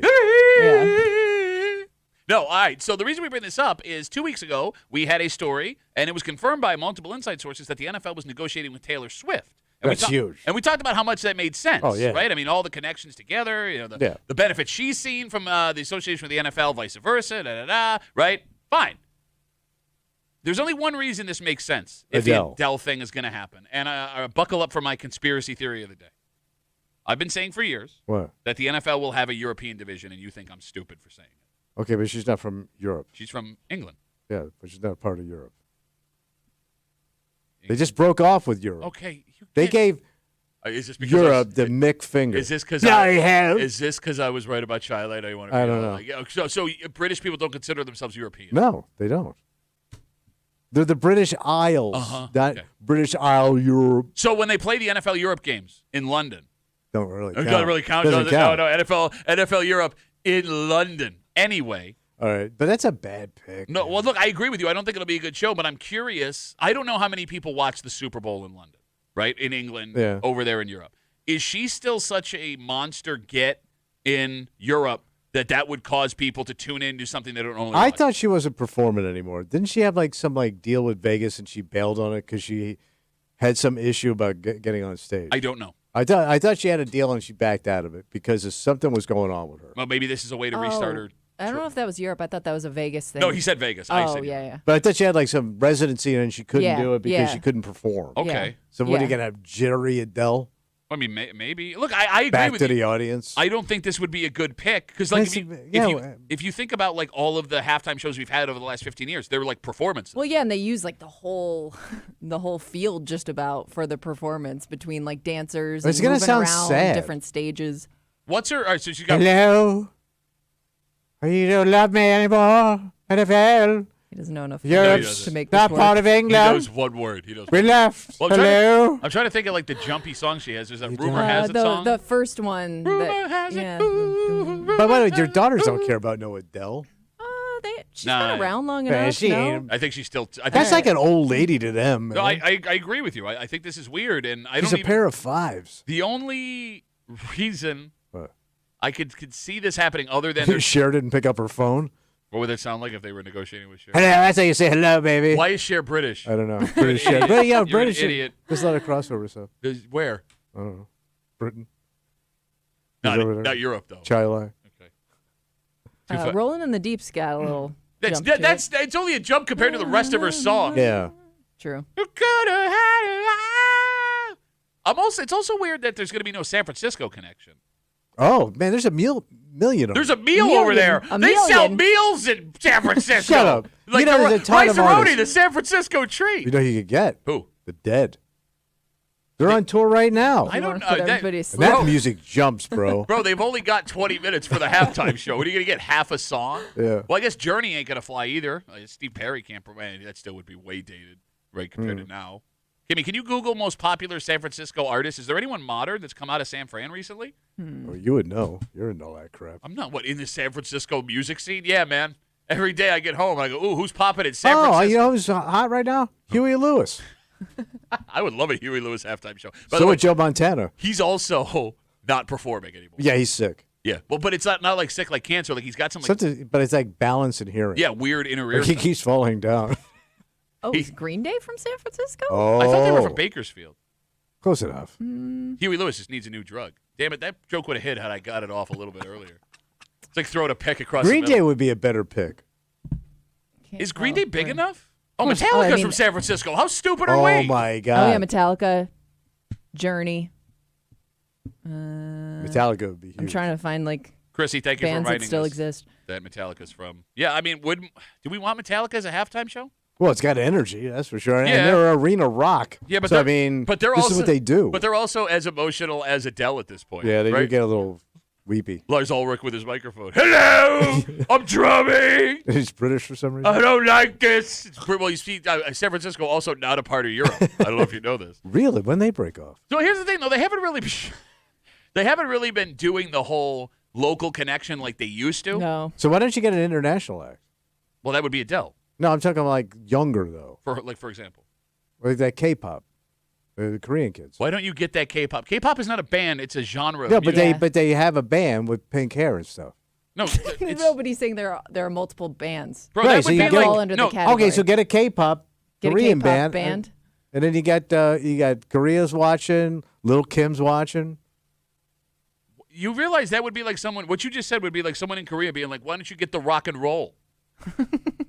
Yeah, well, I know what you're talking about. You can't even name the band, and Rock you and want roll, them. You rock can't and even name the band. Okay, here's the thing. This is gonna sound really bad What? because I don't know anything about K-pop, and I can't tell based on the music because it all sounds the same. Mm-hmm. And they're just a bunch of young kids. All the K-pop songs that get popular are those different bands, or are they all the same band? I thought there was one girl and one boy. Bands. No, I thought there was like multiple bands, but I'm I not thought sure. there was two. And then it's like Menudo. They just put in new people. There's so many. The band is not called K-pop. That's the type of music. I think it's called K-pop. It's not. No, the music is called K-pop. Oh, so can you name one K-pop style band? No, I can't. BTS. Did you know I that think off the they've top of had- your head? Or did you yeah, Google it? well, that when it came up, I was like, oh yeah, they had like a Bachman Turner Overdrive. they had a That'd really be a big good hit group. here. Randy Bachman would be very good. Do they still take care of business? There's so You many know it, buddy. K-pop bands. So BTS is like the famous one, but they don't have the hit right now because there's a show on Netflix called K-pop Demon Hunters, and yeah. that's got an album on it. By the way, our nerdiest engineer just walked by. I saw his hair pop up. Ooh, K-pop and anime. I know about this stuff. Let's take a break. All right. He just goes back with the thumbs up. We'll take a break. Okay. We'll go interview our engineers about the nerdy ass stuff. Come back, wrap it up. Tell you what we're doing tomorrow next on CMF.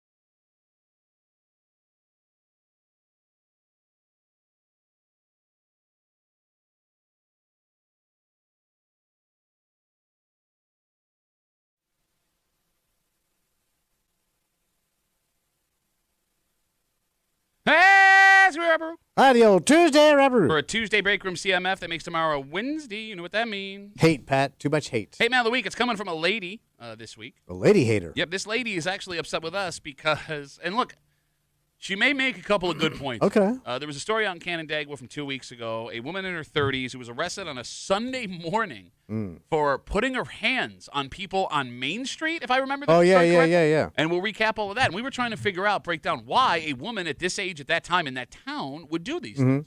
And she is calling us out. Oh. Because she claims that if this happened with a man, we would not do the same thing. And she's right. Okay, maybe so. And she's here to make the argument that just because we don't think women get physical doesn't mean women don't get physical. Oh. In fact, she's here to argue they got a song and everything. That every woman that has ever existed has been in a fight at some point in her life. I don't think every woman has been in a fight. Well, you're not every woman. Like, got hands on. This is according to her. Have a meeting in the ladies' room. We'll read her letter, and we'll let you decide here tomorrow in the break room on CMF. For Kimmy, who started by supporting the nicknames, which caused the nickname explosion. I feel as though I made a mistake. See what you've done? See what you've done? For Tommy Muley, who everybody hates. Thank you. My name's Pat Duffy. We'll see you tomorrow morning in the break room, 6 a.m. on 96.5 WCMF.